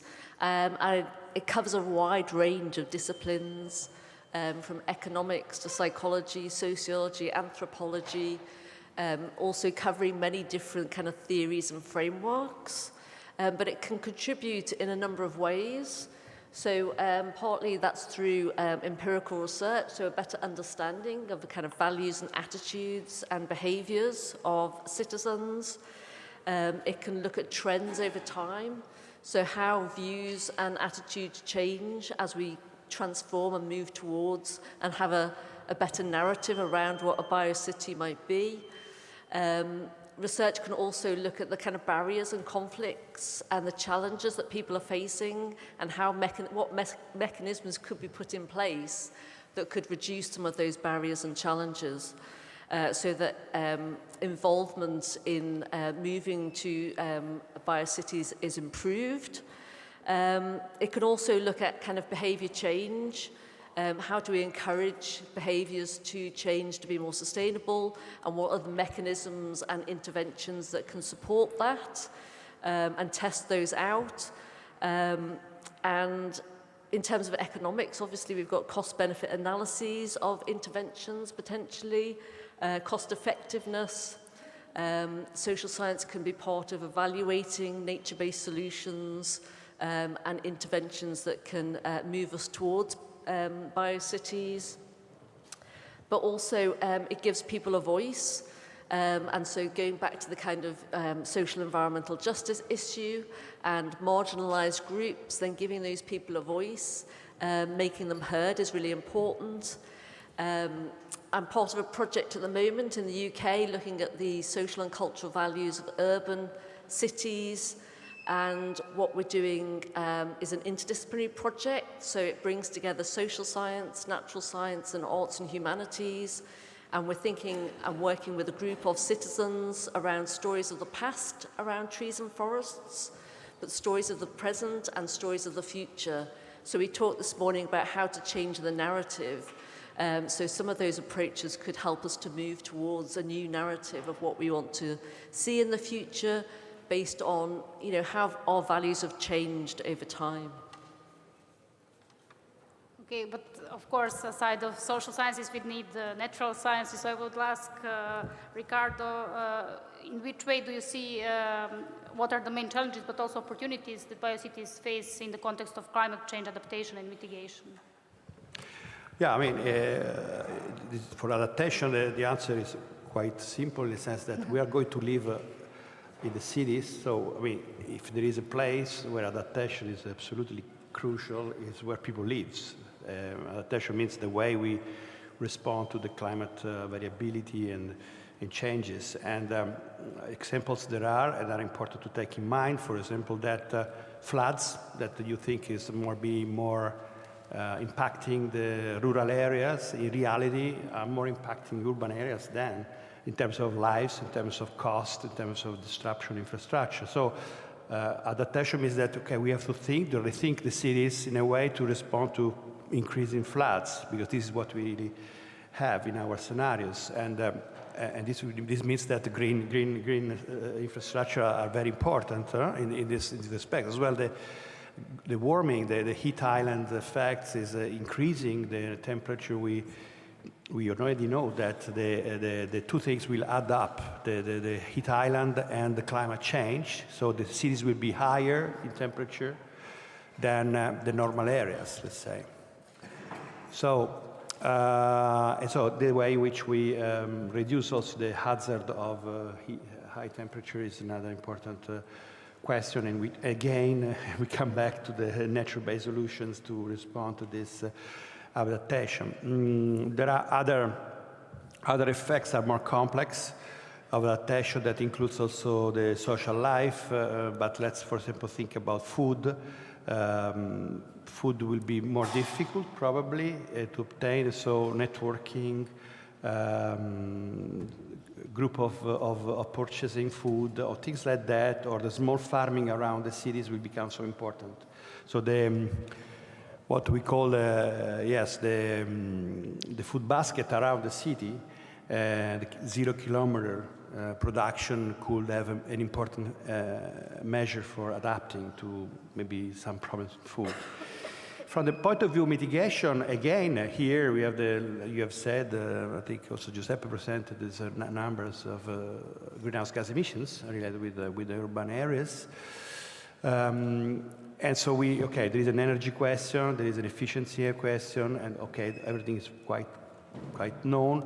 What about the potential for green infrastructure to stock carbon, to reduce the carbon emissions? And I want to say something here, if I have a little time, just 1 minute.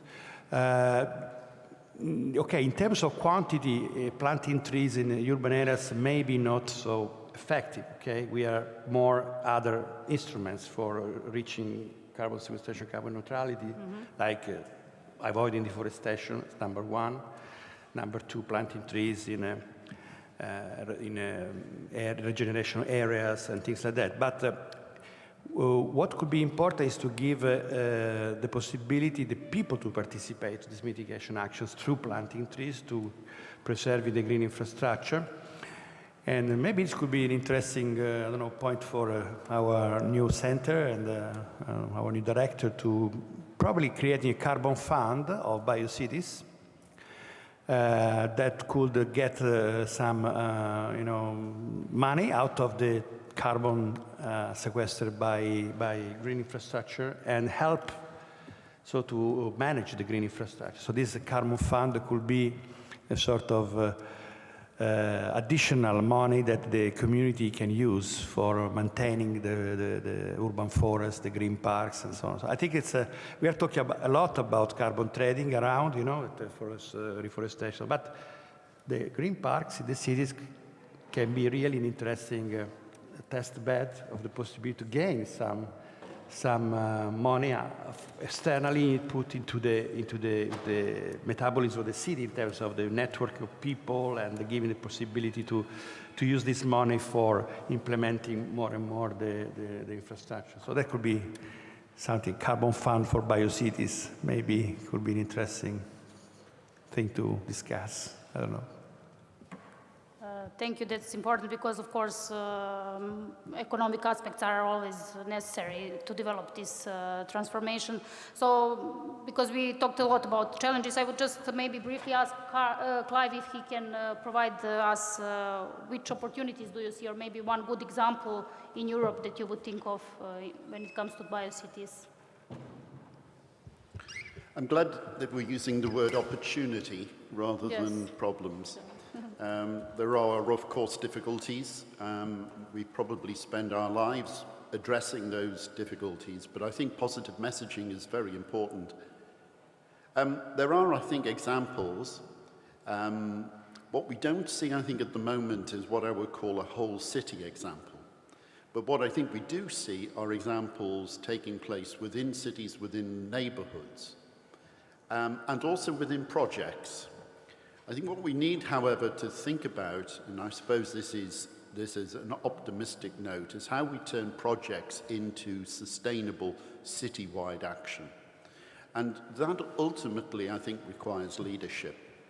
And we have seen across Europe beginning to see some very powerful politicians in particular, people like Mayor Hidalgo in Paris, for instance, beginning to talk the talk. It's early days yet, but I think that we are beginning to see a kind of a new discourse beginning to open up, and that presents us with a genuine opportunity. If there was one area that I would say we ought to be thinking of particularly as an opportunity, I would look at the infrastructure businesses that operate within cities, those that supply the water, those that supply the energy. They have huge influence over what happens at the street level and what happens in the peri-urban area. And I think if we can develop public-private partnerships between utility companies and the public sector and the voluntary sector, or the not-for-profits as they're called in America, I think that great things are achievable.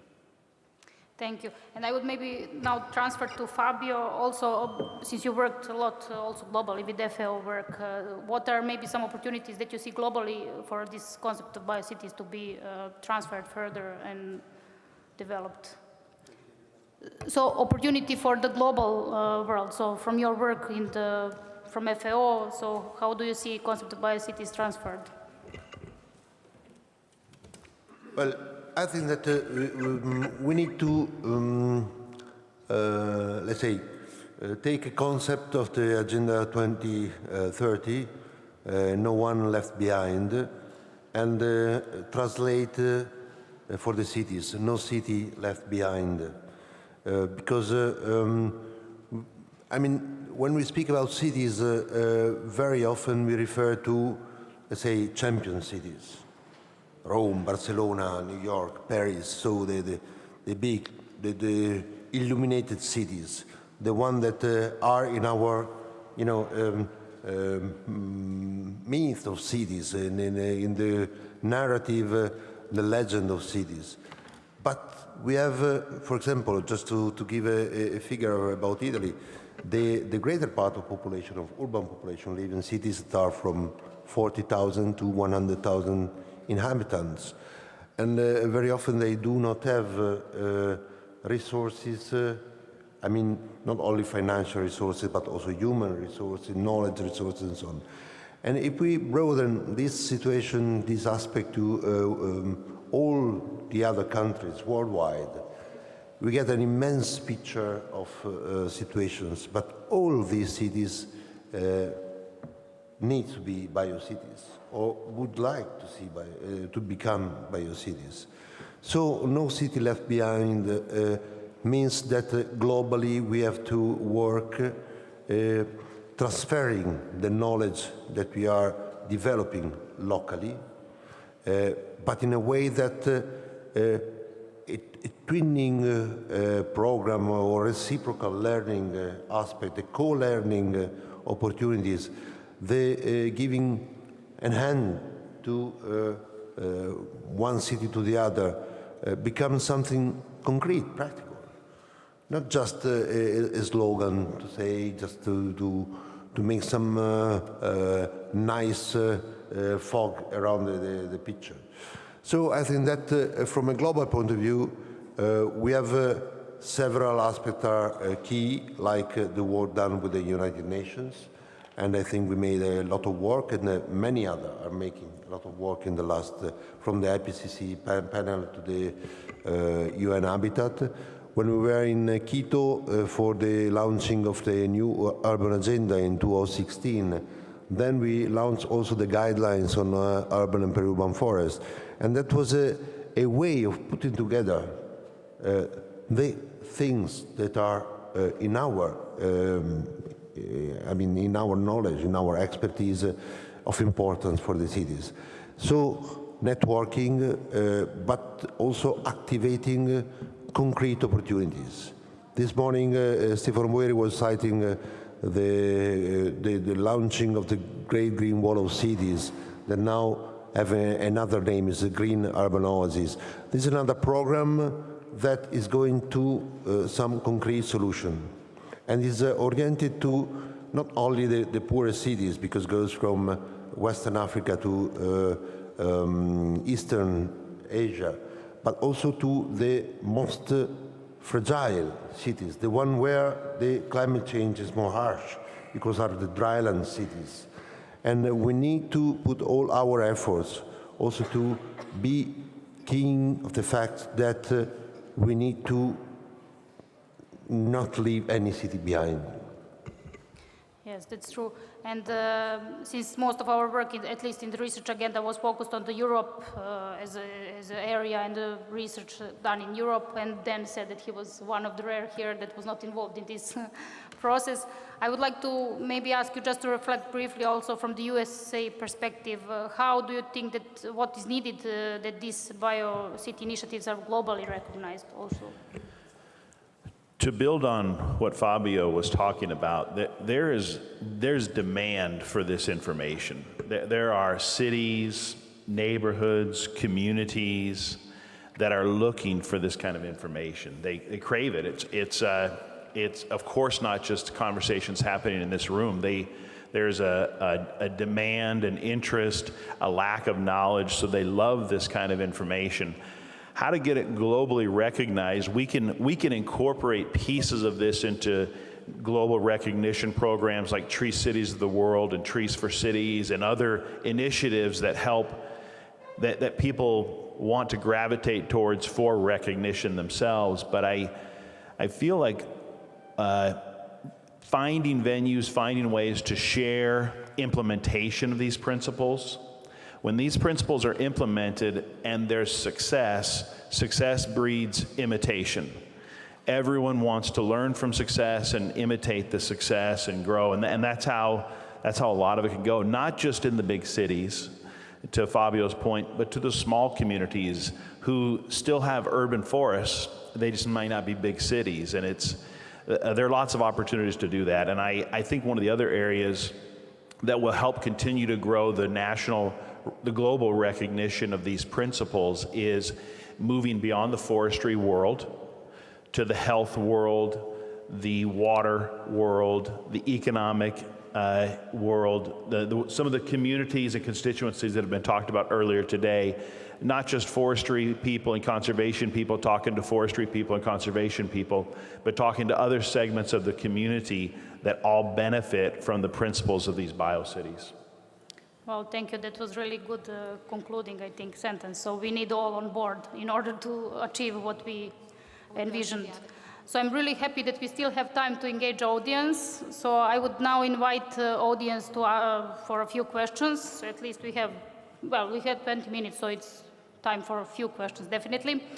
I would like to ask you first to introduce yourself and then ask questions and say to whom of the panelists is directed the question. My name is Chet Farrell. I found this very interesting, but I was thinking back, if I thought back about 20 years ago, and there was a similar sort of meeting, as indeed there was, EFI had a special topic of urban forestry about 20 years ago. I wasn't at it actually, I couldn't go. But I wonder what would be the differences, and one of the things that I'm missing is that I haven't heard anyone say anything. You've spoken of trees as if, dare I say, as if they were plastic. You know, without differentiating between the different sorts of trees. And Dan, you hinted at it when you said about the right tree in the right place, which is very important. But I'm thinking that 20 years ago, there would have been a discussion on the trees that would resist pollution, air pollution, and similarly on what would have been called the filtering effect of trees on pollutants, which is still an important issue. But I wondered if this is because the city of the future that you see will have clean air because of electrification of transport, etc., or is it just an oversight?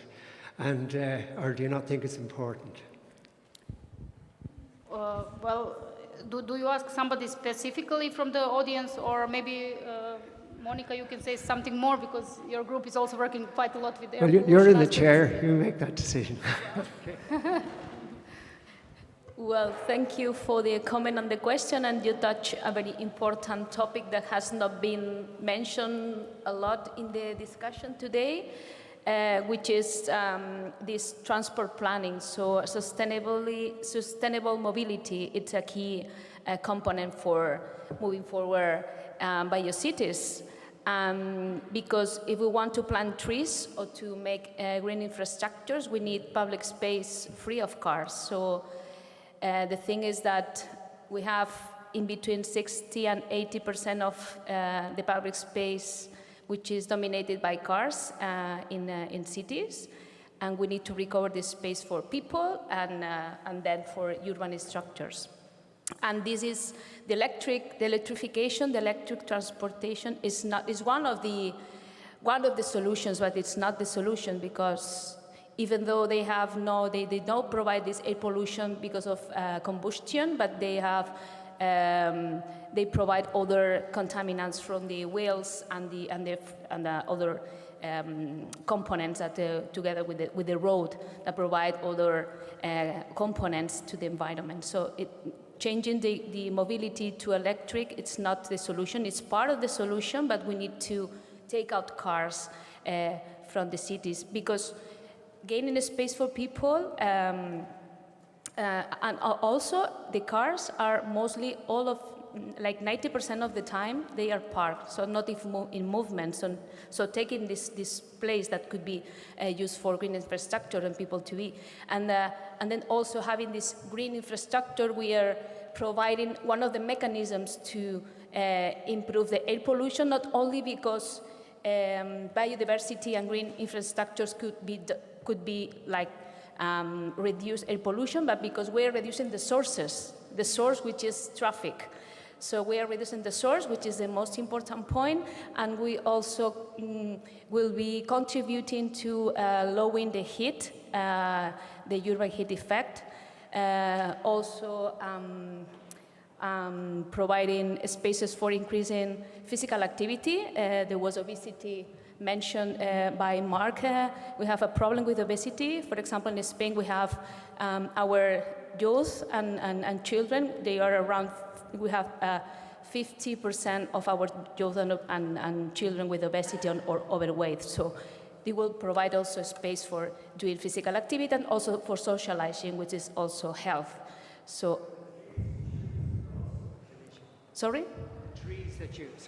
The trees that you choose are also an issue. The Yes, right tree and the sure.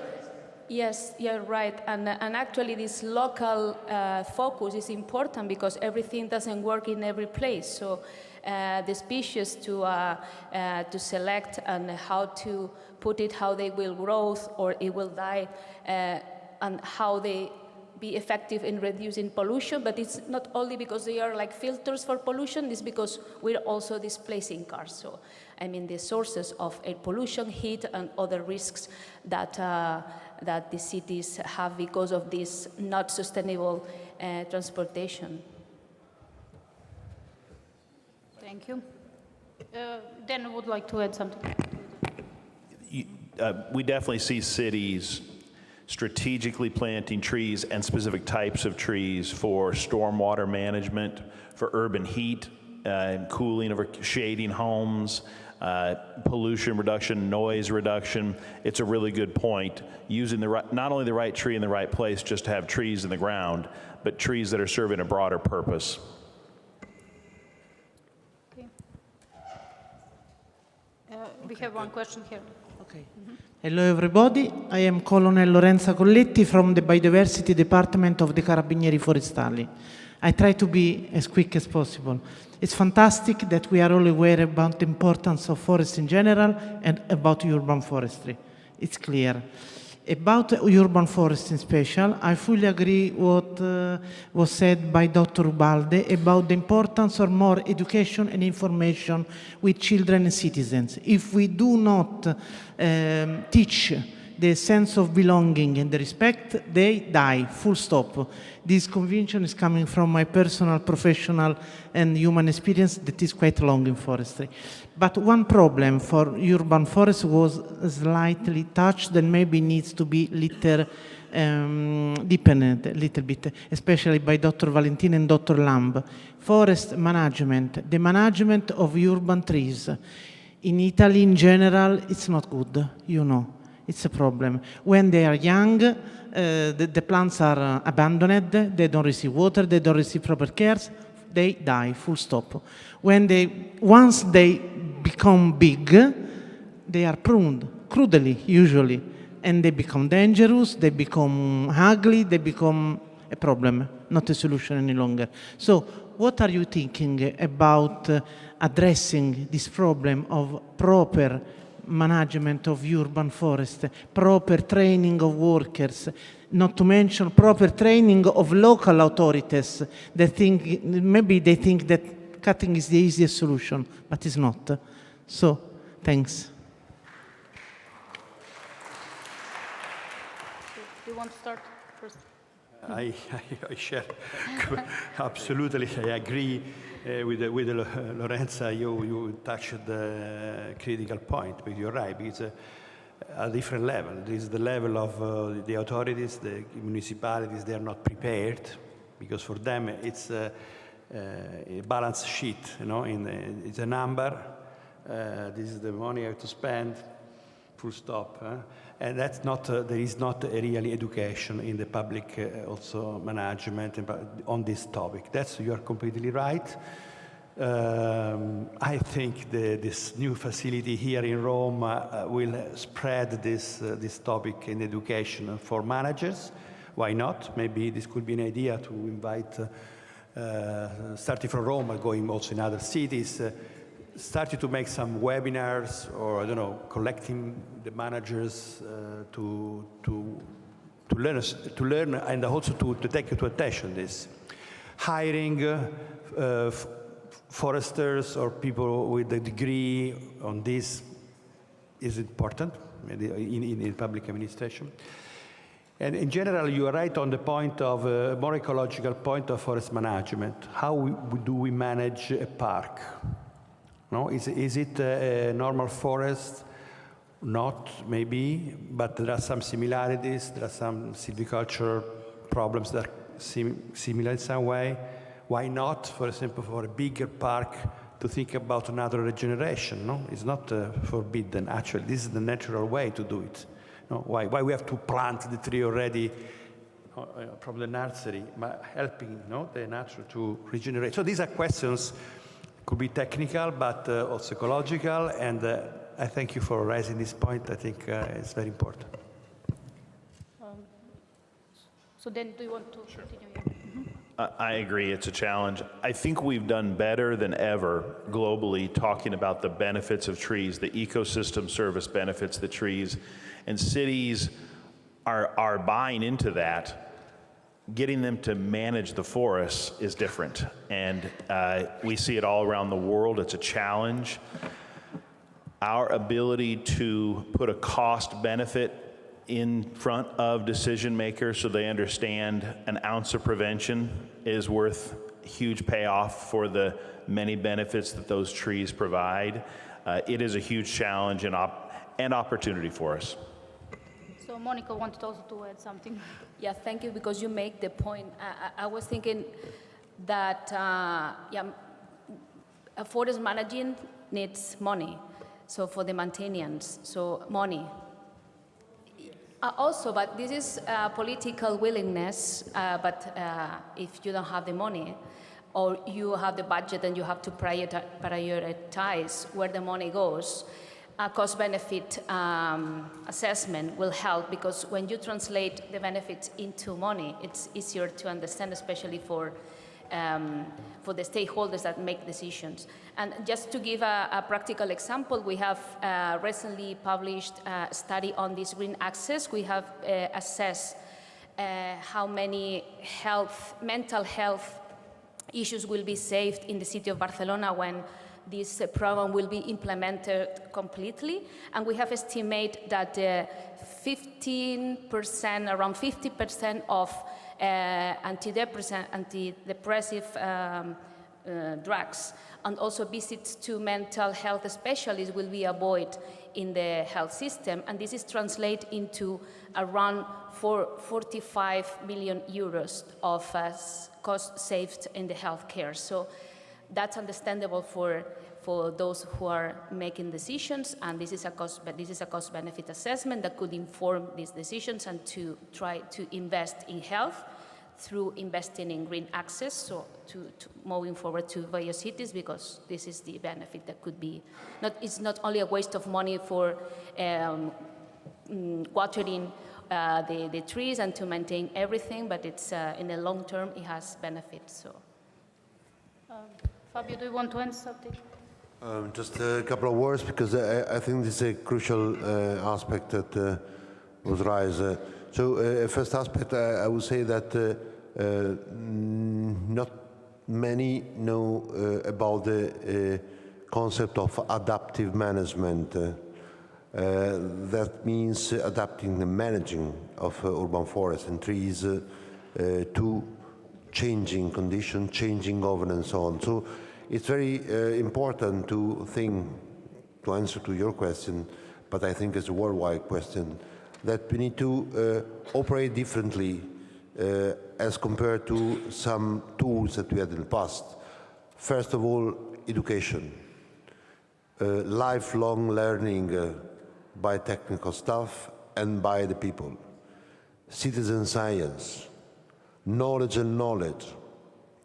Scientific knowledge. We left part of the research, the greater part of research on these topics, to technical professional. That is fine, but then we cannot make or give too many answers in this aspect. So I think this is a crucial aspect to be approached. But again, knowledge and education. These are key words to go through that. Thank you. So,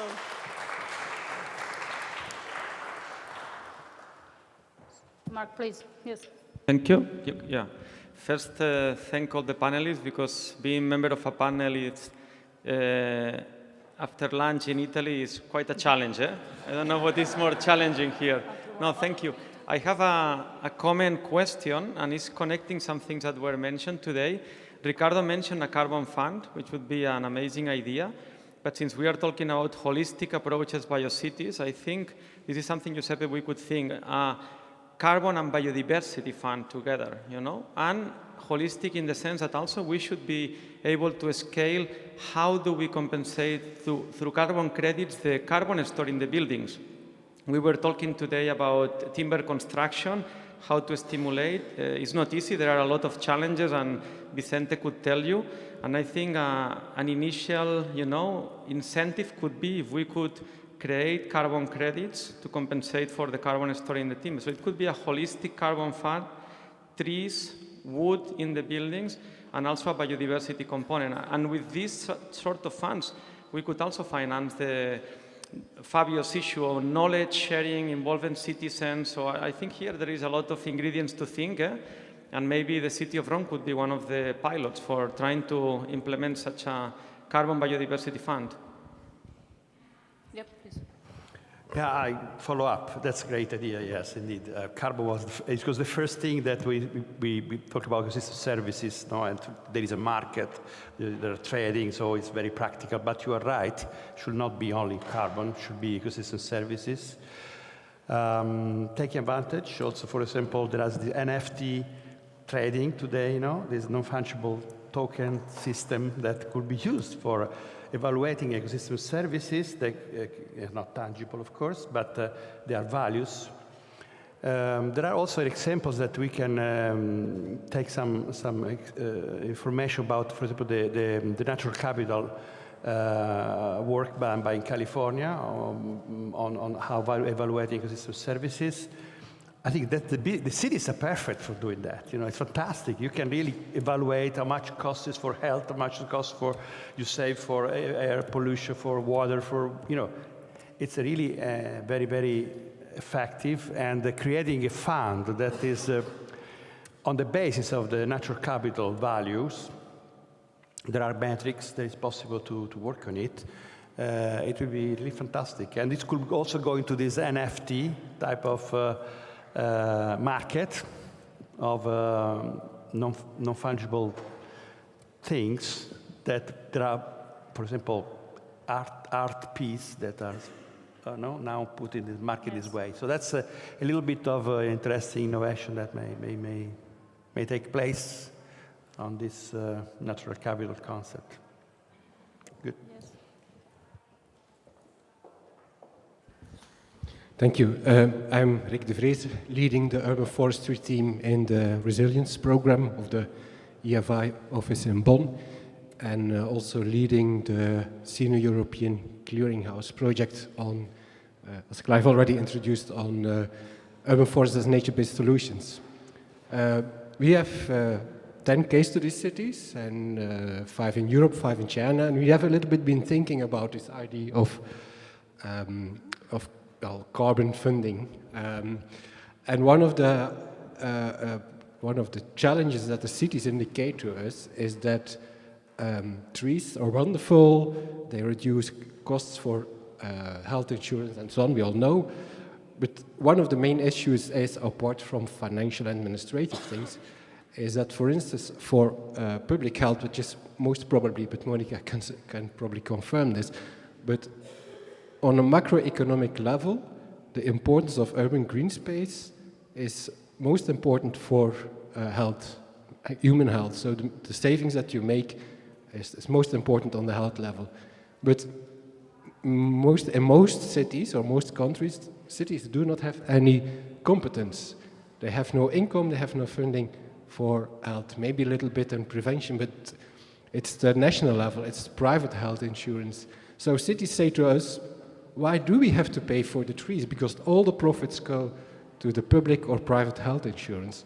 And somebody was referring to this transdisciplinarity. It's not only transdisciplinarity on the level of science, it's not only transdisciplinarity on the level of education, but it's also finding ways to really compensate cities from other agencies, from other competences from other levels for really, or cities or whoever is providing the trees for the services that they're doing. So this is really crucial. If we find a way to transfer money, and I put it very simple now, from health insurance to cities, then we have found, how we call it, the Rosetta Stone for urban forests. Thank you, Rick. That's one of the nice suggestions that could be done in the future. Yeah. Is there more questions from the public?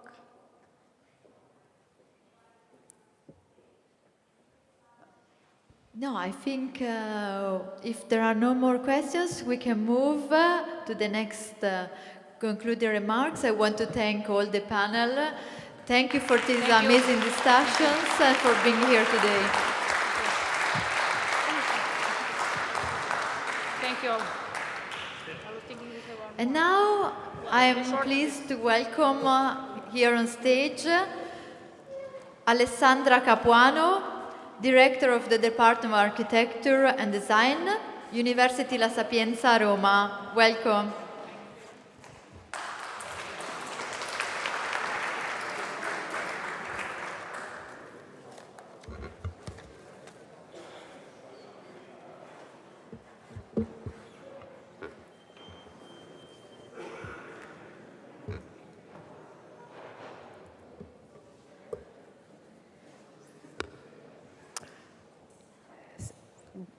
Good afternoon. Thank you very much for the invitation to this important conference that marks the opening of the IFEI new Biocities facility in Rome as a global reference for scientific knowledge concerning the circular bioeconomy concept as a basis to rethink urban areas, particularly centered on forest-based solutions. We have heard today many speeches, many points of view to use green infrastructures and bio-based solutions in urban environments, which is fundamental to tackle climate change and other global challenges such as biodiversity loss, environmental disasters, major health issues. The colleague was speaking just now, a few minutes ago, and all these things are related also to lifestyles. And we know that all these critical global issues are connected, and it's very interesting that this conference tries to bring together transdisciplinary. The climate crisis is causing the destruction of ecosystems all over the world, is displacing millions of people and polluting water and food sources. And this disproportionately affects historically underserved communities and vulnerable populations. And in this sense, we have seen just in the past 3 years the havoc a global pandemic can wreak. COVID-19 has devastated the global economy, created an energy crisis which has augmented actually our dependency on fossil fuels, worsening the climate crisis, and forcing an increase of food prices that will impact billions of people already going hungry across the world. Not to mention the interrupted education and social services and the consequent damage that has been done to children, women, and vulnerable groups. As many have said today, we must face these challenges crossing boundaries through collaboration among disciplines. And I strongly believe that this is very important.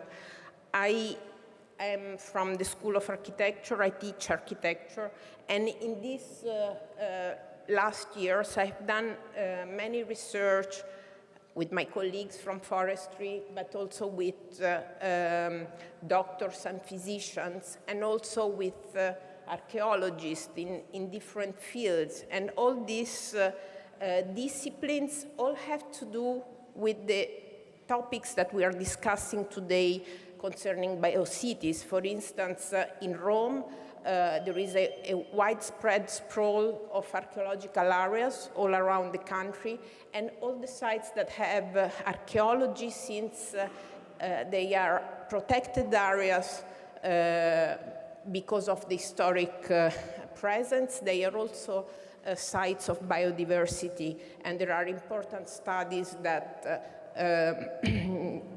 assess the importance of these places. I have done some research, a national research that was called The City as Care and the Care of the City. And the topic was with the doctors, and it was precisely on the issues concerning lifestyles, the necessity of going together for also saving money on the medical expenditure to change the lifestyles of people, which is to walk more, to be active, and to do this is not only that we can do it forcing people to go to the gym, but they need to be systemic actions in the city, which means that we need to have a city that is able to promote the possibility for people going by bicycle, walking, and having a nice possibility. And I must say that also I bring my personal example. I'm not too young anymore, but after the pandemic I have bought an electrical bike and I'm going around the city of Rome, and the time that you spend to go from one place to the other is practically less than going by car, because you don't have to park, you go through interesting areas, the city center, the parks, and etc. And it's very good for our mental health also. So I think that cross disciplines are extremely important, and we really need to work on these topics, which are the topics of nowadays. Cities are built and developed answering to the main deficits of each epoch. Innovation in materials enabled constructions that were simply unthinkable up to that point. If we speak, for instance, of Gothic architecture made of brick or stone and glass, highlights how inventive results were achieved through the difficulties that architecture had to overcome, forcing the capacity to fully express creativity. The new techniques of cast iron, and steel, thanks also to the invention of the lift, completely overturned the way in which, in the 19th century, cities grew vertically, and also in this case was introduced a major formal revolution.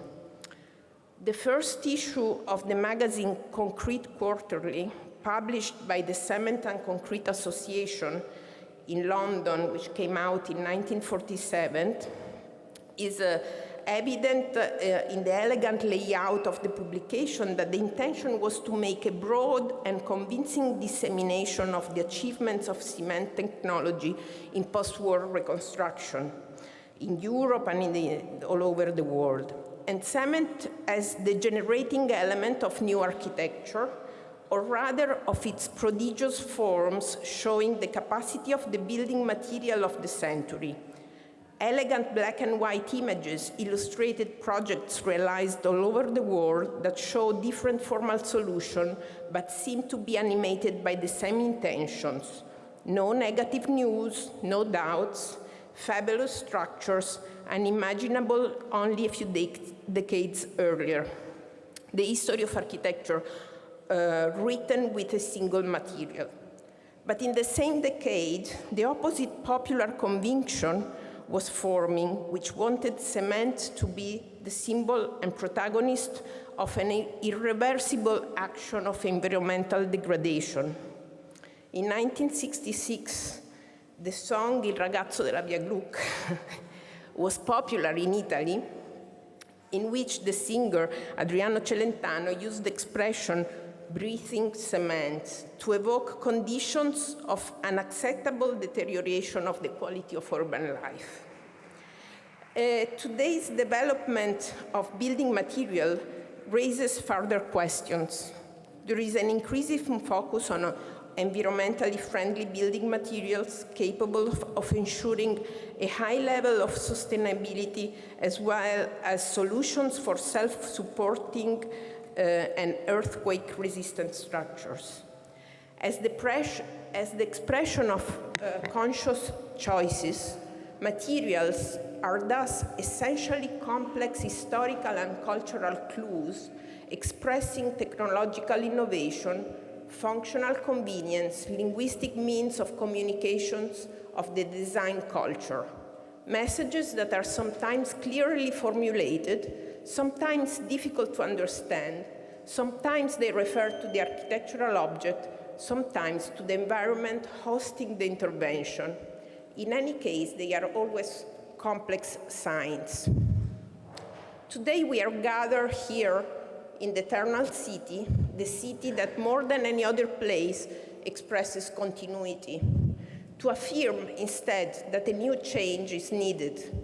The capital is also the city that hosted the first meeting of the Club of Rome, which captured public attention with its 1972 report on the limits to development, which predicted the economic growth could not continue indefinitely due to the limited availability of natural resources, especially oil and planet's limited capacity to absorb pollutants. After more than 50 years from that date, we are here to say that a radical shift is needed, capable of facing the challenges of our age, an era that is dominated by exponential population growth and the strong impact that human activities have on the environment, and also on the shortcoming of resources. But I think that all these topics are topics of different time periods, and nowadays we are facing these issues that are very important, but in another time we might be facing different issues, for instance, also concerning, I've read some articles concerning the diminishing of the population, and then therefore different types of challenges will be for us. So I think that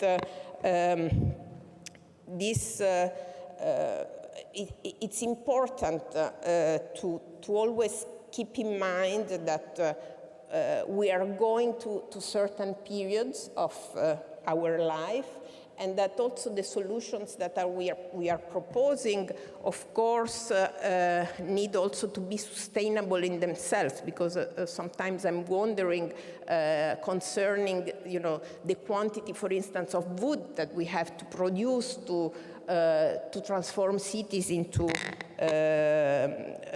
constructing, especially through wood. So we must face this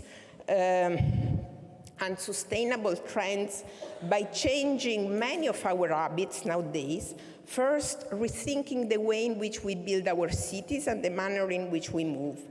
Less soil consumption, more biodiversity, more agricultural proximity, different models of transportation, increase of pedestrian and cycle mobility. And some of the answers to mitigate climate change, reduce energy cost and increase biodiversity, improve health and well-being, need conservation and sustainable management of nature, changing our lifestyles, the development of nature-based solution and green infrastructure, and introduction, as we said today, of circular economy. In all these goals, urban forests can certainly play an important part, as much as the use of wood in construction. But all these ambitions are not just mathematical calculations to reduce carbon emissions or useful tools to limit desertification or soil erosion, certainly very important goals, but which must also be achieved with proper planning and design of cities and landscapes, so as not to risk of giving only functional answers. Standards are a very important issue, and we have been dealing with standards in the modernity through all our modernity.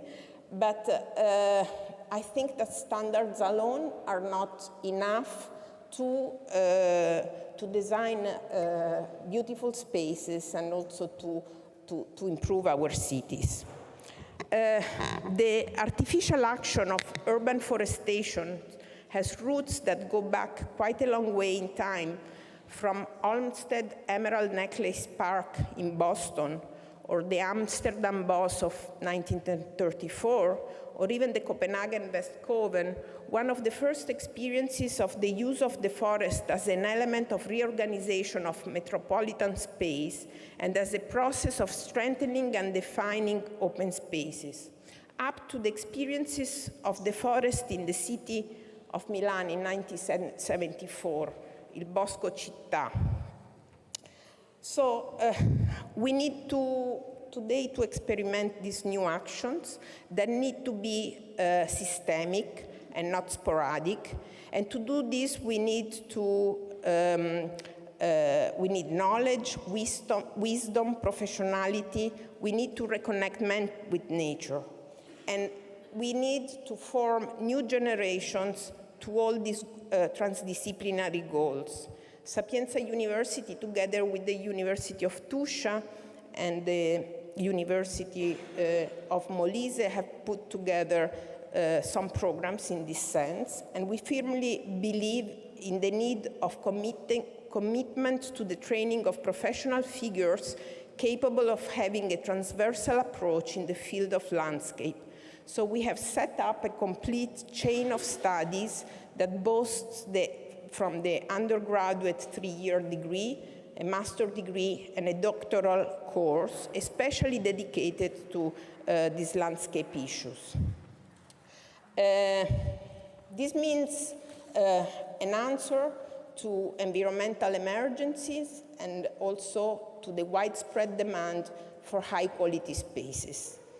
A few years ago, our colleagues in agroforestry launched a manifesto for the Italian agricultural and forestry landscape, and the document focused on the need that was presented to the Senate for a transdisciplinary vision and invoked the centrality of green infrastructures.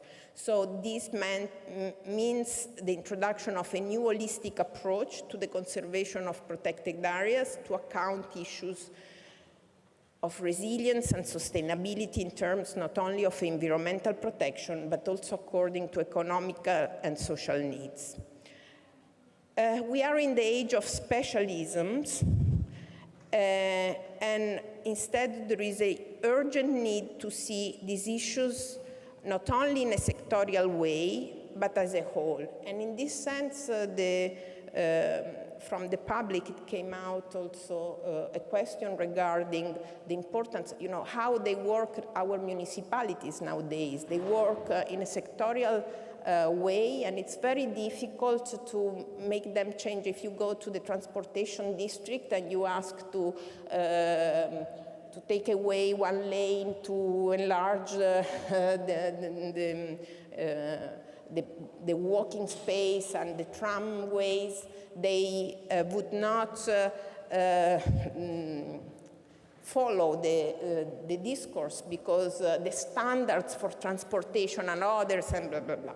So it's a big work that we have to do, and we have to face these issues as a whole, revisiting also the importance of beauty, and which is an important aspect of all these technical issues, which has not to be forgotten. So it doesn't make any sense, the separation of different natures, and it doesn't make sense to separate knowledge, and we have to work on this holistic approach. We have just finished the collection of a conference that we did in our PhD, which was dedicated to the legacy of Alexander von Humboldt and Ernest Haeckel, and the conference was entitled "The Landscape as Union Between Art and Science." And we really worked on the fact that we think we spoke about these two important scientists, but also artists, because their imaginative views attest to the value of keeping scientific, humanistic, and artistic thinking together, which is a very significant line for the landscape sector. And just let me finish with one last, recalling a very important action that was done by an artist in this sense, because urban forestation is a political intervention before being an ecological, aesthetic, or healthy one. And as Joseph Beuys' extraordinary work for Kassel in Germany reminds us, he was invited in 1982 to participate in the 7th edition of the Document exhibition, which takes place every 5 years, and he presented the idea of planting 7,000 oaks. A pile of 7,000 basalt stones were placed in front of the Friedrichsen Museum, each of which could be adopted by a potential buyer. Over the years, an oak tree was planted in the city with the revenue from the sale of these stones, until it was completed in 1987. The great forest imagined by Joseph Beuys will only really be so in 300 years, but in the meantime, the German artist has succeeded in transforming an ordinary action, such as planting trees, into a great collective ritual capable of evoking the profound relationship between man and nature. Thank you.